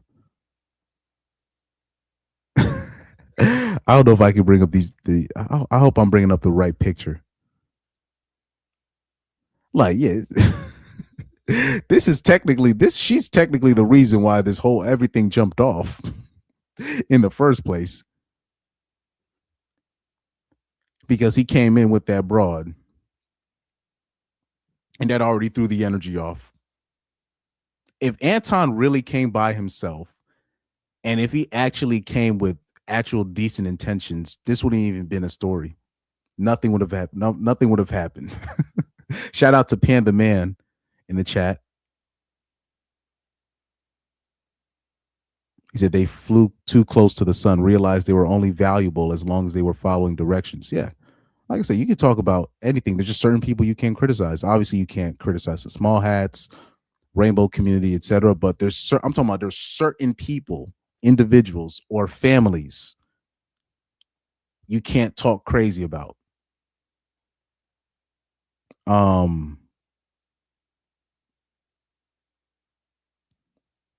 Yes. I'll mention another family that I have my suspicions of. The Mannings. I got to do some research on the Mannings. On the Manning family. Y'all know who I'm talking about, the Manning family. I got to do some research on them. I got to do some real research on the Manning family. Like I said, there's certain people that are part of certain families. I don't want to go into the Paul brothers. I don't want to divulge their family. Even remember when you saw the mom come in on the podcast and she was mad. What she said? Oh, I don't like the way Anthony Joshua was doing. I'm like, why she got something to say about Anthony Joshua? Interesting timing. Like I remember somebody in the chat had asked me, he was like, do you think the car crash was was just a coincidence? I was like, hell no. People should already know that there's consequences to that.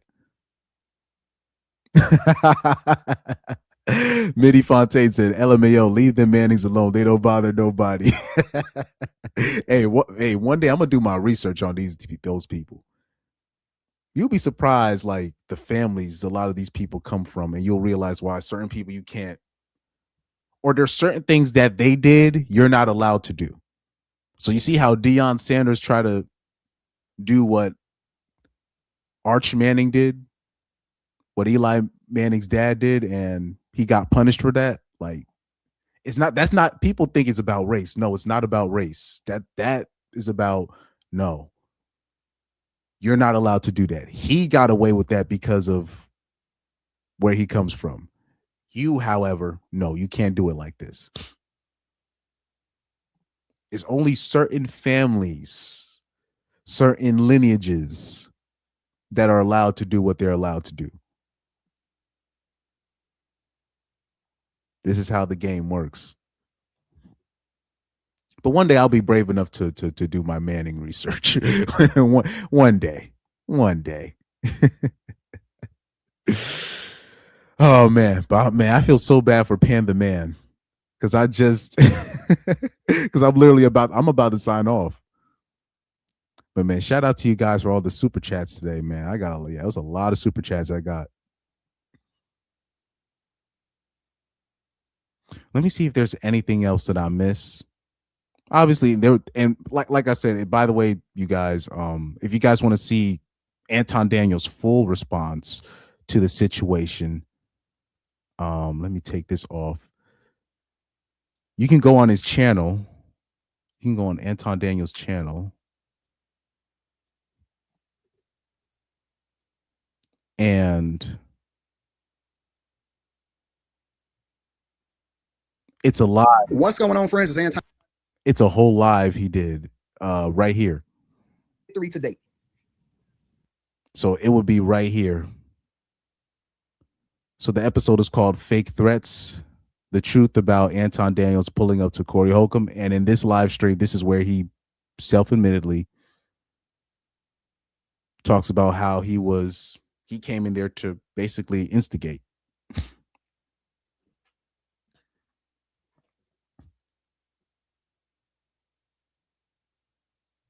Oh, I'm looking at oh, okay. I just saw a video that I gotta watch. I just low-key just saw a video that I need to watch on my suggested. Say Anton may pull up on you. Hey man, that I gotta also let me also unveil something to you guys real quick. Let me unveil something to you. Boondocks, Usher, Riley.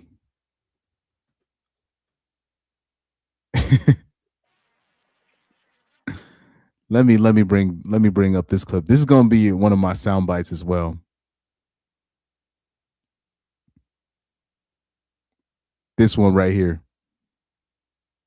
Oh my bad. Hold on for a sec. Here we go. Usher. That dick is my age. So that's what I'm gonna use as a sound bite. That nigga's my age. So yeah, that's the same thing with Anton Daniel. Anton Daniel, my height, man, please. And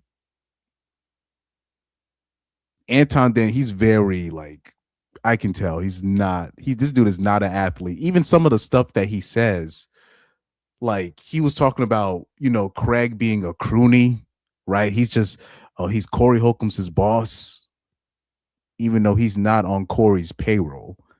He volunteers his time to the 5150 show. He has his own platform. But like I said, guys like Anton Daniels, they've never been on a sports team. You can tell this dude ain't never do no sports. Like these are things that I think as a man you need to be a part. Like you got to be a part of a sports team. You need to be part of something where you understand your role, right? You don't have to be the best player on the sports team. You just got to be part of one so you understand the dynamics of when you're part of a team, what you're supposed to do, what you need to do. So this is why he feels brave enough to call Craig Smith a crony on one of the quote unquote Lil homies.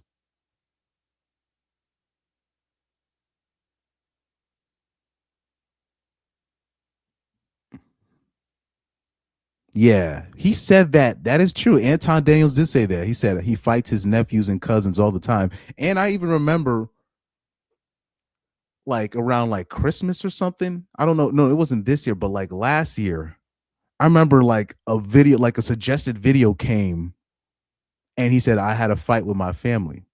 What? What are you talking about? How does that even happen? And I was about to watch it, but I was like, nah, I feel like this is a waste of my time. But yeah, guys like Anton, I don't know, something up with him. Even, like remember, I even had critiques of Brandon Jamal, the guy that made the Single Mom song, where he was talking about how him and his female cousin got into a fight, or she fought him. And I was wondering, I was like, how does it even get that far? Like I said, this year I'm going to be holding men a little bit more accountable when it comes to these things, because it's a lot of these dudes, like they be in their 30s and they'll brag about, oh man, I was talking to my female coworker about Andrew Tate and she was so triggered. What are we doing? Oh, my coworkers be mad all the time when man, nigga, keep the shit in your headphones and keep it pushing, man. This information is not a sword. It's a shield.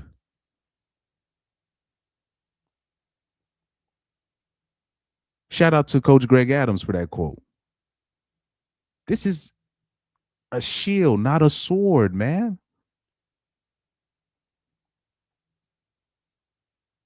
These people be these bitches be playing offense like what did CGA say? He said like y'all be doing the TCU offense, all offense and no defense. the Mike D'Antoni, man. He said, yeah, mark my words, something's going to happen to Anton before the year's done. Yeah, but that's why he was on my swap list. Well, that's because a lot of these conservatives, they don't ever see it coming. They don't ever see the downfall coming. Even like, normies, and I'll include myself in the normie list. We don't ever see the downfall coming. This is why even on my swap list, this is why I even included people like Jalen Hurts. I included J. Cole. And the more research I'm doing on J. Cole, there are certain people that I'm now looking at, and I'm even like I said, I'm doing double takes on my intel just to make sure I'm getting my facts right. I'm seeing things where people are saying that his whole persona is that it's a facade. That's what I'm starting to get some. When I'm doing the research, I'm like, oh, uh-oh. So a lot of people coming out saying this is we don't ever see it. We don't ever see the downfall happening. But I'll say this with Jalen Hurts. people don't ever see like, okay, this dude has a whole female staff at the age of what, 20 something? I don't know, something's not right about that. Something's not right about that. That might backfire on him in the future. Right? And then especially now that he's married to his longtime girlfriend, you know, there are things where you gotta be able to look. You gotta look at the potential hazards, right? Me growing up, even I still struggle with that sometimes. But at least now I know. So now when things go wrong, I'm not like, what went wrong? I know exactly what went wrong now. Anything that happens, if I do a misstep, if I say the wrong thing, I'm like, I know exactly what I did. Where basically if a mistake happens, I'm like, damn, I didn't listen to my intuition. I didn't listen to my gut instinct. So now I'm not confused no more. He said, yeah, everybody want to be the main character. This is what they'll get at Craig for some weird, I don't know what it is. I'm like, he has his own platform. He has his own show. He just likes participating with the 5150 show. He's volunteering his time. He's not getting paid. That's just him showing love to the show. But yeah, everybody want to be the main character these days. But man, most people, they don't want to play their role.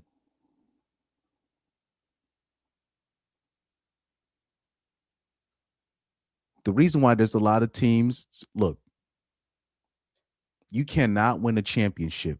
You cannot win a significant trophy with a group of people if they don't know their roles.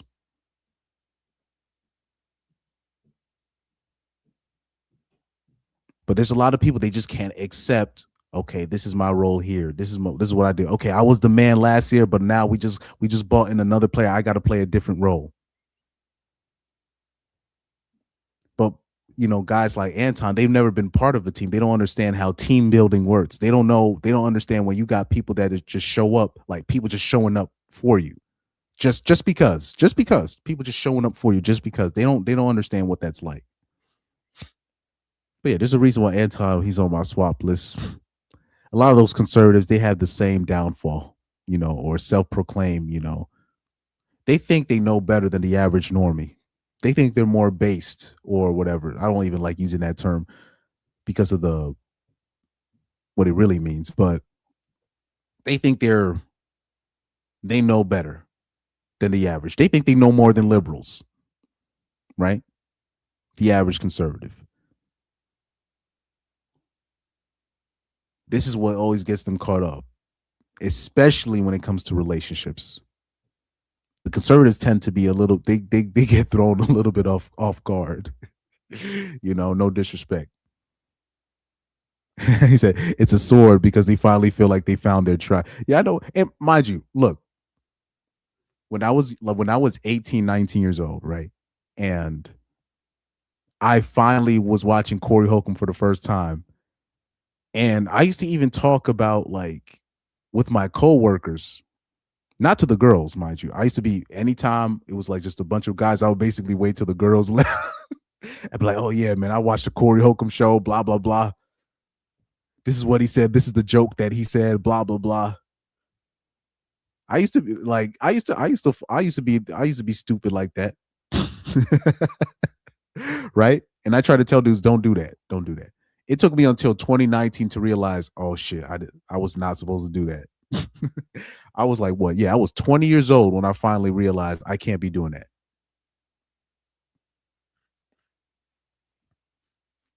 You're just setting yourself up for failure if you do that. I used to talk about, but yeah, with my coworkers, I used to talk about the Instagram models getting flown out.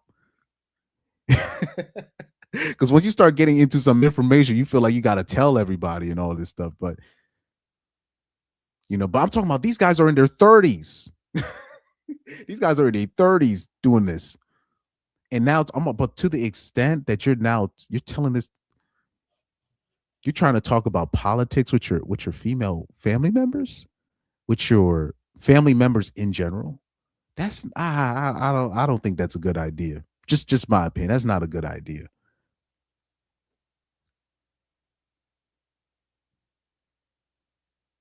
He said, I might not be the captain of the yacht, but I'm on the boat. And I'll say this, I've suffered from that in terms of, unfortunately, what I suffered from when I was a kid is because back in the day, when you on certain soccer teams, the captain is usually the best player on the team, right? Or whatever, the most popular kid on the team whoever gets the most playing time is usually the best player. But unfortunately, I would join these little teams where even though I'm not the captain, I'm the best player. So that was a mistake. Because what ends up happening is, even though I wouldn't even say anything on the team, I never argued with the coach, never argued with the captain. The captain usually always liked me, actually. I didn't try to make no friends, but I just ended up making friends. Meaning they end up gravitating towards me, even though I was not ready to be the leader.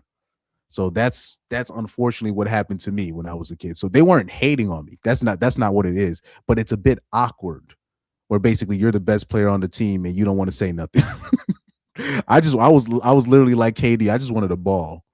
But unfortunately, I'll join these teams, or I'm the outsider joining in on the team, and I'm leading the team in goals and assists. I'm talking about leading the team in goals and assists, right? Carrying the team most times. And then I don't really want to do much more than that, opposing players coming up to me after the game, dude, why are you on this team? So that was my mistake. That was my mistake. I had to learn that the hard way. You can't be you need to stack the deck. You need to make sure you're around elite talent, so there's no confusion, right?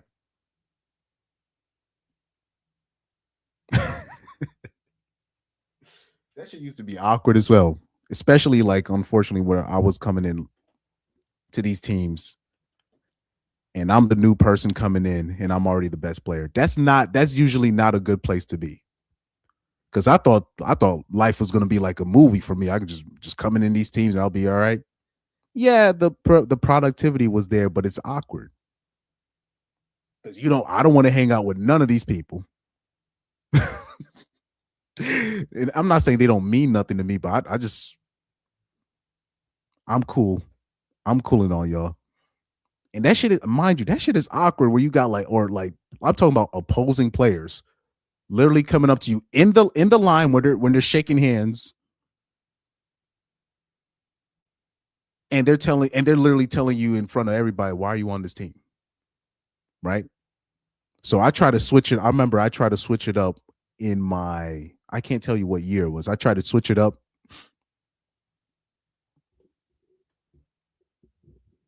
But by that time it was too late. I joined the team, get a nasty injury, couldn't play that season. I lost the opportunity to play for that team again. Try to go back on the team. Old team convinces me to stay on.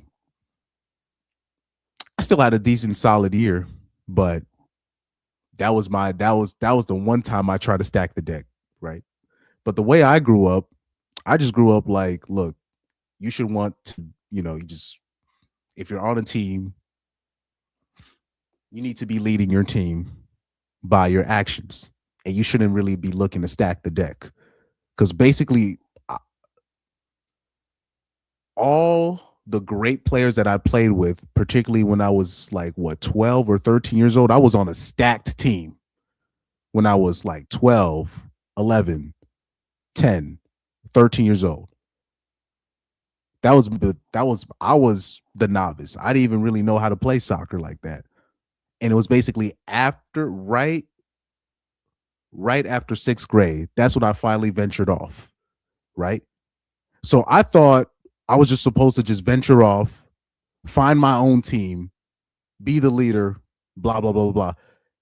Meanwhile, all those dudes, they left the stack team that I was on. All those players left. They all stayed together and just joined another stack team, even if they were riding the bench. That's what they did. I was like, oh, damn, y'all really stacked the deck. And they were like, Chris, why didn't you join us? I was like, I thought we were all going to separate teams. Yo. I was sitting there like, dude, you gotta be kidding me. But anyways, I know I went on a tangent. At the end of the day, when you're on a certain type of team, you need to know your role, right? I didn't play my role as really being a leader. You got to lead by example, right? So I had to learn that a little bit later on in life. There's responsibilities to being the leader. And there's responsibilities to being the role player. There's responsibilities when you're just joining up on somebody else's team. It's not your team. But there's certain people, there's a lot of people, they don't want to play that support role. He says, I don't like attention. It was easier to play the support role. Was it beneficial? But it worked. I try to be the support role while still being the best player on the team. It doesn't work that way. You got to choose a side. You got to choose a side, right?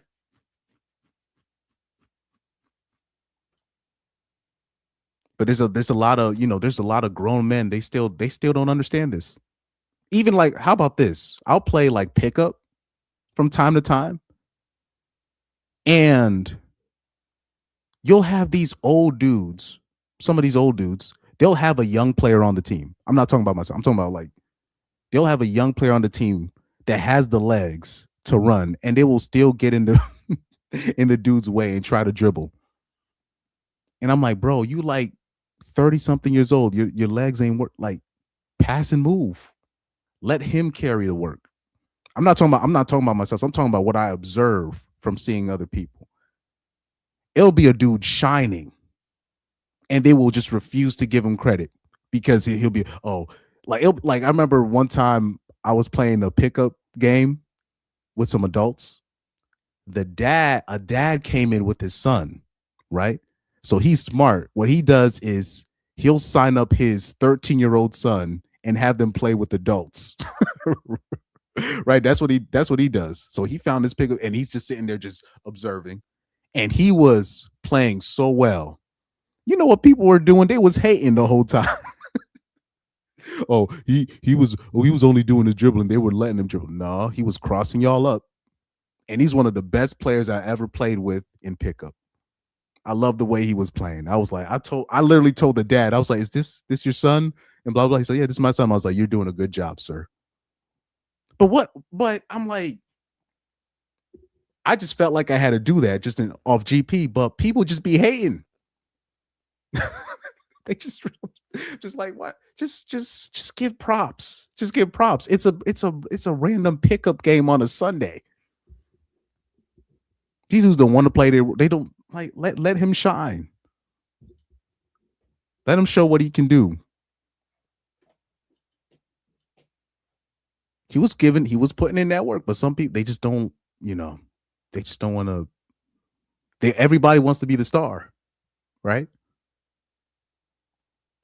But this comes back. This is why I believe every young man, they need to be playing. You need to be playing some kind of sports. You need to be doing like some kind of teamwork. So where you understand people have roles. And you can't, look, I'm telling you right now, you cannot win with individuals. You just can't. You can't win with individuals. People need to know their role. Everybody needs to be locked in, from the first man on the team to whoever's on the bench. Even the bench players need to be locked in. Like if I was starting a basketball team, I would have obviously my starting five, and I'll have like a couple, sharpshooters on the bench that don't really like to play the full, 45, 48 minutes, and have them come in from time to time. And maybe one more defensive minded, bruiser, and then the rest of the players I would have on my team would be just scrubs. That's what I would do. Guys that clearly can't play. The reason why I would have it like that is you have these people who are marginally talented, right? They're not as they're good enough to make the team, but bad enough to get the coach fired. Right. They're good enough to make the team. I'm talking about barely good enough to make the team, but good enough to get you fired if you recruited them. Marginal talent, right? You can't have guys like that on the team. You need to have you got to have your true starting 11, probably two max. When I'm talking about a basketball team, two max role players that have a specialty, and they don't mind. They rather they actually come off the bench, right? And then the rest of the players on the team just got to be just garbage players that are just happy to be there, happy to support. You can't have a bunch of marginally talented people on the bench because they think that they should be in the starting lineup. They think that they deserve playing time, but they're just not better than the people that are in the starting lineup. So they're not going to play.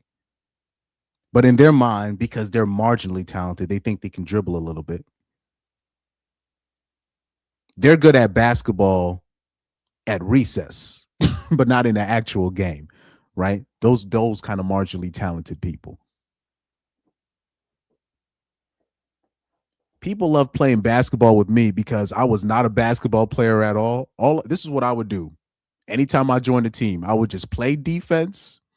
I'm talking about nonstop defense, hustle up and down the court and get rebounds and give it to the best player. That's what I thought my job was. Do you know how much playing time I got for just doing that? Particularly when it comes to those summer camps that I would go to. It was players that were way better than me. I got to play over them just because I would do that. Ooh, give me the ball. These guys, they felt like it would be like the player that's the actual standout player. They would not give them the ball because they wanted to get their numbers in. You cannot be on a team where everybody wants to be number one. People need to know their role.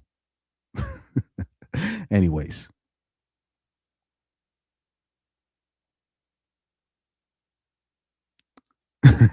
Midi Fontaine's legit. He said legit had a dude as an adult say, "Okay, Mr. Google, I work at Google. Ask them, are we shaming people for being smart?" Yeah, that's something like a woman would say, though. That's weird. If you got a dude saying something like that, that's just weird. That's weird. He said Anton didn't win ish. Yeah, you can tell Anton never been part of a team. Minnie Fontaine said, my son is everything I wasn't in terms of sports. I've got parents who always have to bring up whatever accomplishments they had in sports when you give props to their kids, bro. I don't care. Like, yeah, I've seen that too. That's wild. But I just remember that particular interaction at the pickup, and he was hating on the kid. And he was playing the right way. He actually played like how I want my teammates to play. So maybe I was a little bit biased, but I saw a lot of promise. And I was just so happy to see him play the way he was playing, the way he was supposed to be playing. And nobody want to give him credit. Oh no, he's just a little kid, so I didn't want to. Bro, he was crossing you up. Let's not do that, guys. Let's not do that. They don't want to give just a little bit of credit. Nobody talked to the dad, mind you. Nobody was talking to the dad after the pickup. They were trying to talk to they were talking to the dad, but they mentioned nothing about his son. It was just so weird to me. I was like, I didn't like, this was after I said what I said about his son. And I just happened to observe. I'm like, why are they not talking about his son? He's sitting there right there. Yeah. Some people, like, I'm talking about adults, grown adults, weirdos, straight weirdos. Don't want to give no credit no credit where it's due. Anyways, let me take this off. Dude, at one point, I don't know if Panda Man's in the chat. At one point, I had like 130 people. Sorry. I had actually like 170 people at one point. And then at one point for like 20 minutes, I had 130 people paying attention and tuning in. Man, thank you guys. Thank you. Yeah, exactly. I was the Dennis Rodman of the team. Dude, I was up and down that court like doop, doop. I was like this is how my mind was working at the time when I was doing that, when I was playing basketball at the time. Because the two players on our team, they were like like these guys are great. Right? Like these guys are awesome. In my mind, this is how my mind was. I was like, look, let me not mess it up for these I don't want to mess it up for these people. These guys are the actual basketball players on the team. These are the real ballers. I just want to do my job and help them and help the team, obviously. But I didn't want to let them down. That was my mindset. But there's a lot of guys who they can dribble a little bit, they can play a little bit, but they're really not that good. They're not the real deal. So really, they should find a specialty and just stay in their role, and they'd be able to be successful that way. But they don't want to do it. They just don't want to do it. I need to be the number one. I need to be getting my shot. You'll get your shots. Just not more than those guys, but you'll get your shots if you do what you're supposed to do.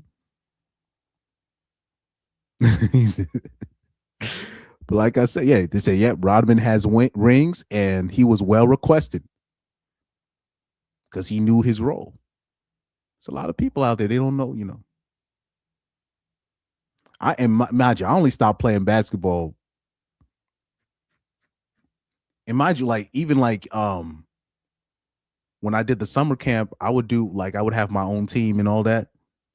I did what I could too. I try to learn from the best players, and so I could, you know, try to drag my team. But I did what I could. But whenever I joined a team of real ballers, it's time to play my role. The carrying is not up to me anymore. It's time for me to play my role.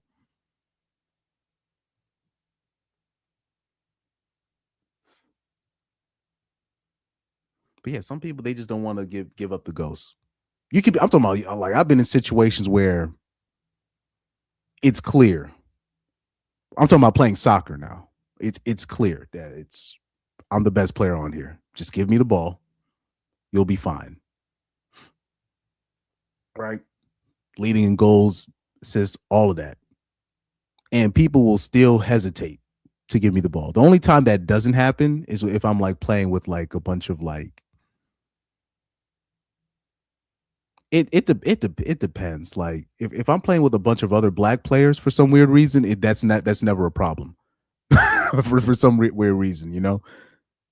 But yeah, usually if I'm playing with Mexicans, they don't want to give me the ball. I'm talking about, I could be doing great, right? I'll make one mistake, won't give me the ball. It's only like when I'm playing with the actual younger kids, they actually give me the props. Like if I'm playing with like high schoolers, for some reason it's fine. They'll find the ball. Even with their inexperience, they can find me the ball. It's literally, you got like grown adult haters, right?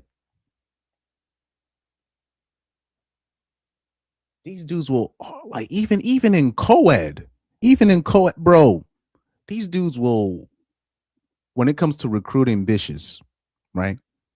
These dudes are so insecure. There are plenty of female talent that you can use to help you with your co-ed team. And these guys pick the worst girls every single time. The two co-ed teams that I did, they picked the worst girls. Dude, I did. And then I remember one day, I just happened to go on. I was just like, I just get in the group chat. Oh man, we're missing two of our girls. Or sorry, yeah. He's like, we're missing one or two of our girls. We're gonna need a recruit. Now, I never recruit, mind you. I just happened to go on Facebook one day on one of these, the free agent, soccer group chat Facebook pages where you can recruit, free agents. I see this girl on here. Hey, I'm a D1 soccer player out of Florida. I'm doing too much now. From university. I'm just looking to get some training in before I go back home. Man, I went straight into her DMs with the quickness. I'm talking about with the quickness. And she I was like, oh yeah, we're short apparently a couple of broads. Can you come in there? Man, she showed up and she was the best player on the pitch, bro. Best player on the pitch, including me. But it was so easy to recruit. I'm like, who are these broads that are y'all recruiting, bro? Because I never recruit. But there's plenty of girls here that you guys can pick up that are way better than these broads that you pick up. But I think there's a lot of guys that are insecure about that, where they feel like they're gonna pick up a female that's actually one of the better players, and they feel a little bit insecure about that. That's just my opinion, because I'm like, it's no way it should have been this easy to pick up a chick this good. And she was like, oh yeah, I'm down to go. What? They were like, hey, so who recruited her? And they're like, wait, they were like, Chris, you recruited her? How did you get her? I was like, dude, look, it says she was D1. I didn't look at no highlight tapes. I didn't look at nothing. I was just like, it said D1, and she said she went to this college. I'm like, I already know you got to be a baller if you went to this college and you play in D1. You have to be. There's no way you're not. But yeah, there's some people they will like not recruit a certain person just because they're afraid that they might get outshined. Because I'm like, there's no way it should have been this easy to recruit this girl here. But these dudes will have these broads on the team that cannot play. I'm talking about they cannot play, and we clearly need different females to play. And they'll just keep them there. I don't know. I don't know why you do that. We gotta get like, I'm like, I used to kind of like passive aggressively say, I'm like, yeah, we need to get we got to get the girls some help so they can get some rest. So I would say it like that, but they would never pick up on it. I'm like, but really in my mind, I'm like, we got to get some female ballers. They acting like there's no female ballers out here. Well, I'm like, it literally took me like 2 seconds to look. I was like, oh, let me get. I didn't have to give her no food afterwards. We didn't have to buy drinks for her afterwards. She just went home.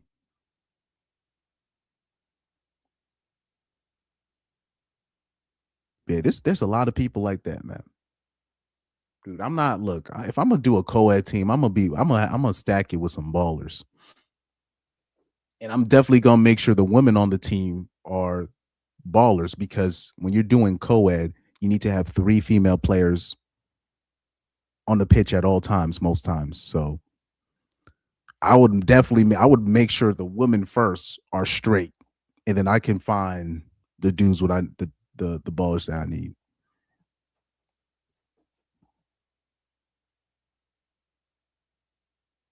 Yeah, he said, I only play basketball because it was good conditioning for losing weight after football season to get into track shape. Facts. Yeah, if you want to get into shape, play basketball. I can't play basketball right now because both of my shoulders are busted. So I'm talking about both of them are busted. So I can't even. A lot of times I'm out here like John McCain. No disrespect. He said Anton insulted all so-called black Democrats. He need that security even when he out on basic-ish, not just traveling mad platforms. Big dummy. He said, I just noticed the profile pic. I love that where he jumped over the bench to get at the judge. The reason why I find it funny is because people don't understand how high that judge's bench is. And for him to leap over it, clean leap, I'm like, this guy must have been some kind of freakish athlete growing up. I got to give props where it's due. There's not many people that can clear that bench in a single bound.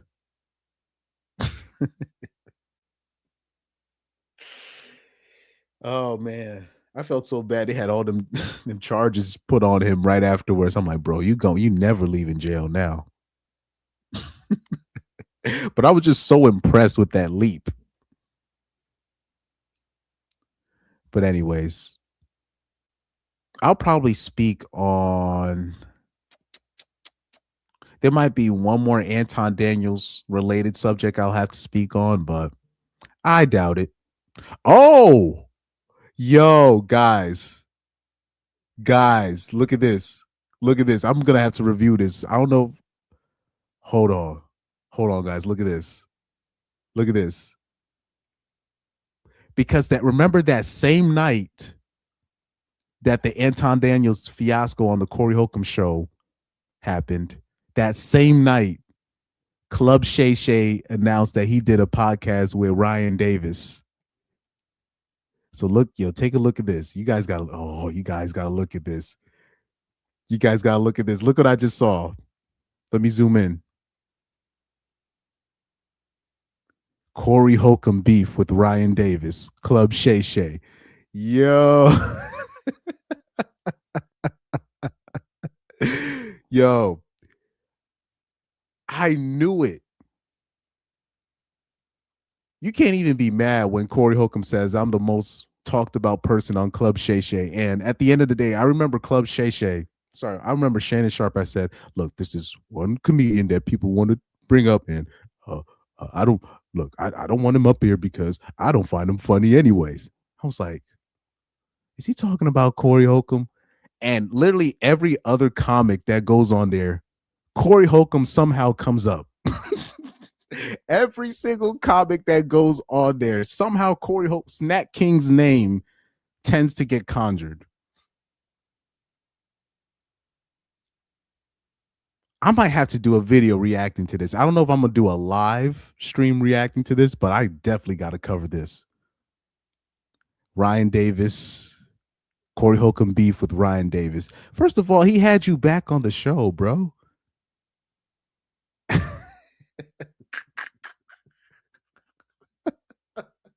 Yo, this Tuesday is going to be awesome, bro. This Tuesday is going to be wild awesome. He said, I got Anton. First of all, he's going to come up with a clever nickname talking about Anton Daniels. Now he's going to come up with a nickname for Ryan Davis. See it. Now I see why. Cause you, how long you been a comedian? A decade? Yep. 12 years. And you got comedy beefs all over the place. You and Corey Holcomb going back and forth. They got a disagreement. This is the funny part is. This is the first time I ever heard Shannon Sharp actually mention Corey by name. Yep, I'm gonna have to shout out to Corey. He was right. He was spot on. He was spot on. Shannon Sharp didn't like them gay jokes. Yeah, people are really sensitive about that. Man, I don't know. Should I say? I might have to save that for tomorrow, bro. I might have to save that for tomorrow. But let me do a quick preview. I really don't have comedy beefs. It's always misunderstandings. That's what y'all call it, a misunderstanding. No, that's what you call it. No, the funny part is we're so like connected in the comedy world, man. We all are like brothers and sisters, man, for the most. Ooh, I can't wait. I gotta save that for tomorrow.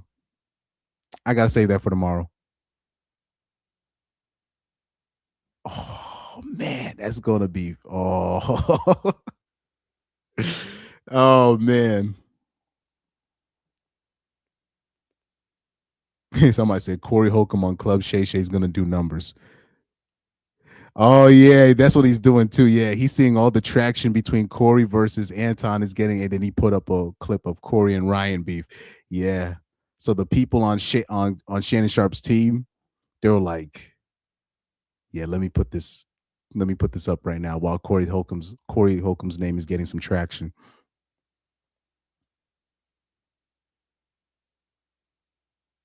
Somebody's okay. So they're saying Anton Daniels is not done beefing with Corey Holcomb. Well, It is what it is. There's a lot of people not done beefing with Corey. Anyways, man. Now we gotta save that for tomorrow or sometime later. I can't wait. He said, I'm dead. Yeah, I saw this. I was like, yeah, I can't wait. Ooh, I can't wait. Man, I'm gonna buy a whole thing of popcorn Tuesday night. I might skip up my pickup session. I might do it. I might just do it. Oh, this is gonna be epic. Shout out to you guys. I gotta sign off on this. Thank you guys for tuning in. It was like at most at one point 160 people tuning in, but like I actually had like viewer retention. Shout out to you guys, man. Thank you guys so much. Guys, also thank you for the super chats. I got them all. I think I got them all started. Yeah, SOV 724 with the several super chats that you gave. Shadow Dog Law, Pyro, thank you guys. Just looking back at these chats. Shout out to Gold 7. Yeah, shout out to SOV 724, man. Shout out to you guys. Shout out to 5150 Nation for flooding the chat. I saw a couple of creators that came on the chat that AJ had already told me about. So shout out to you guys that came in the chat, the creators that came into the chat. I recognize who you guys were. Shout out to you guys. He said, I want to put my hands on Anton. Yeah, he's a sucker, man. I get it. I get it.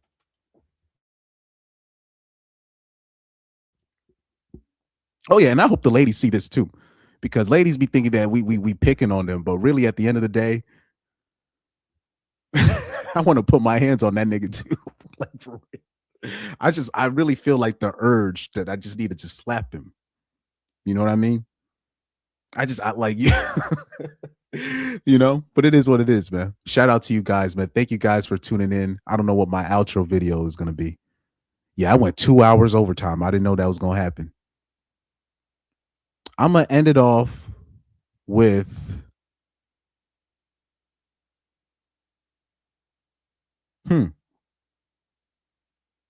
what should I do? Oh, I know how I'm gonna end it off. I'm gonna do Corey Holcomb. Oh wait, pause. I'm gonna do a Corey Holcomb clip, and then I'm gonna end it off with Dr. Umar Johnson soundbite at the end. So that's how I'm gonna do it, man. Peace out, guys. Peace out. Yeah, he made fun of Shannon Sharp. He mad about the the Backdoria stuff. Anyways, man. Peace out. We're gonna end it off with a Corey Holcomb clip. Shout out to you guys. Peace out. I was with Floyd Mayweather. When I met him, I couldn't believe it. Floyd was like, hey, what's up, man? This my fiance, this my girl. They was both standing right there. That's what paper do, boy. You got that paper, people fall in line. I don't care if it's... Now, it's a shame that people fall in line because of the paper, but this is a fact. If you got that paper, you can bring your whole family to the barbecue. Not the family you hide. I'm talking about if you got that bread, you can bring everybody to the barbecue and demand they act like they got some goddamn sense. That's my boy about her. That's my boy